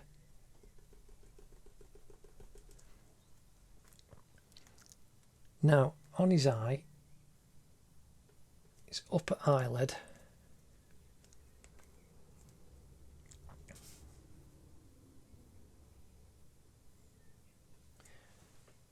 there's that highlight working for us there.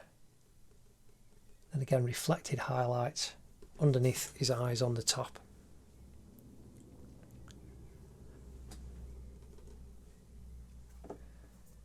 Now I want my 2B pencil again, and we can just increase the darks that little bit more.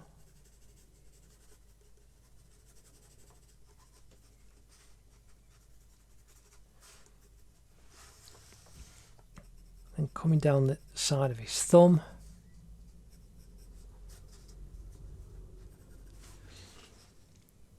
And there, that's really, really looking good. And so now, with the 2B pencil, a sharp point, you can indicate some of these wispier hairs that are coming down the front of his face off these little straggly bits.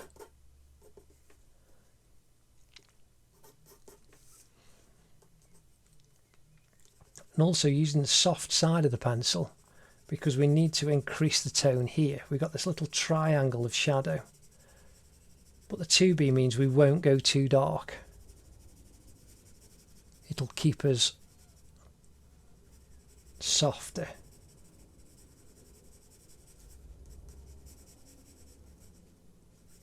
And in more control with the pencil. Again, there we need to just bring that dark down behind the hair there. Again, the sharpness of the 2B means you can come into this highlighted bit and you'll get the very sharp definition, and it'll work with all the other pencil that you've put down.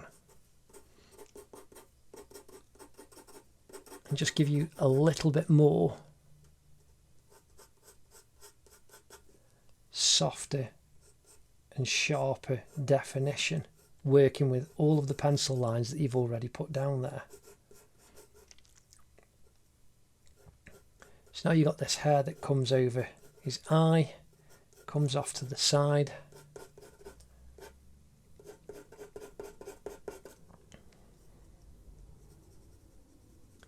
Again, we've got this kind of wispy bits, just using the soft edge of the 2B pencil. And that's working for us there. Now again, just coming back in on top of that you've just done with the putty rubber, and you get to indicate those lovely soft wispy hairlines.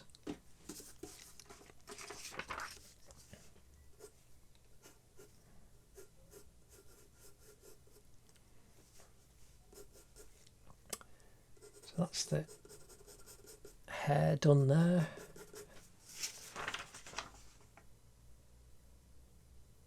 I'm really happy with that. This has worked out really, really well. So now I'm just darkening a little bit of the lips in this corner. This is the thing, these are final little fiddles that you can do, just to accentuate the little bits that you need. Again, here, I'm using the soft edge of the 2B pencil where the fingers are over his cheek.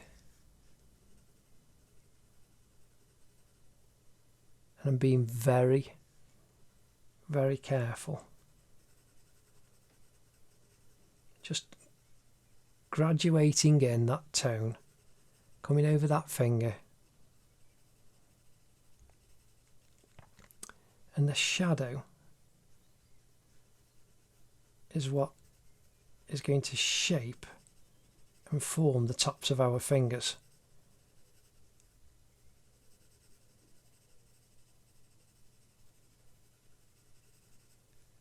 We need that to come up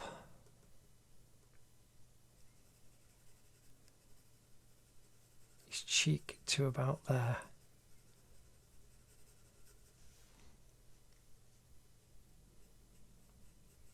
Got the curve just coming down, and the same off that eye. Need a little bit of shadow there. Little more shadow there.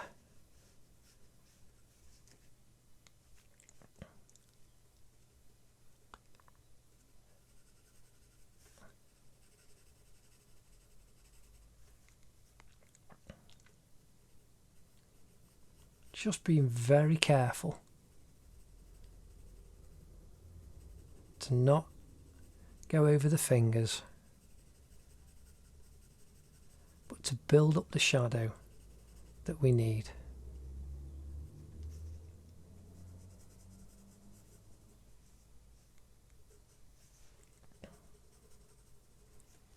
And again, just down this little bit. Little bit under the chin.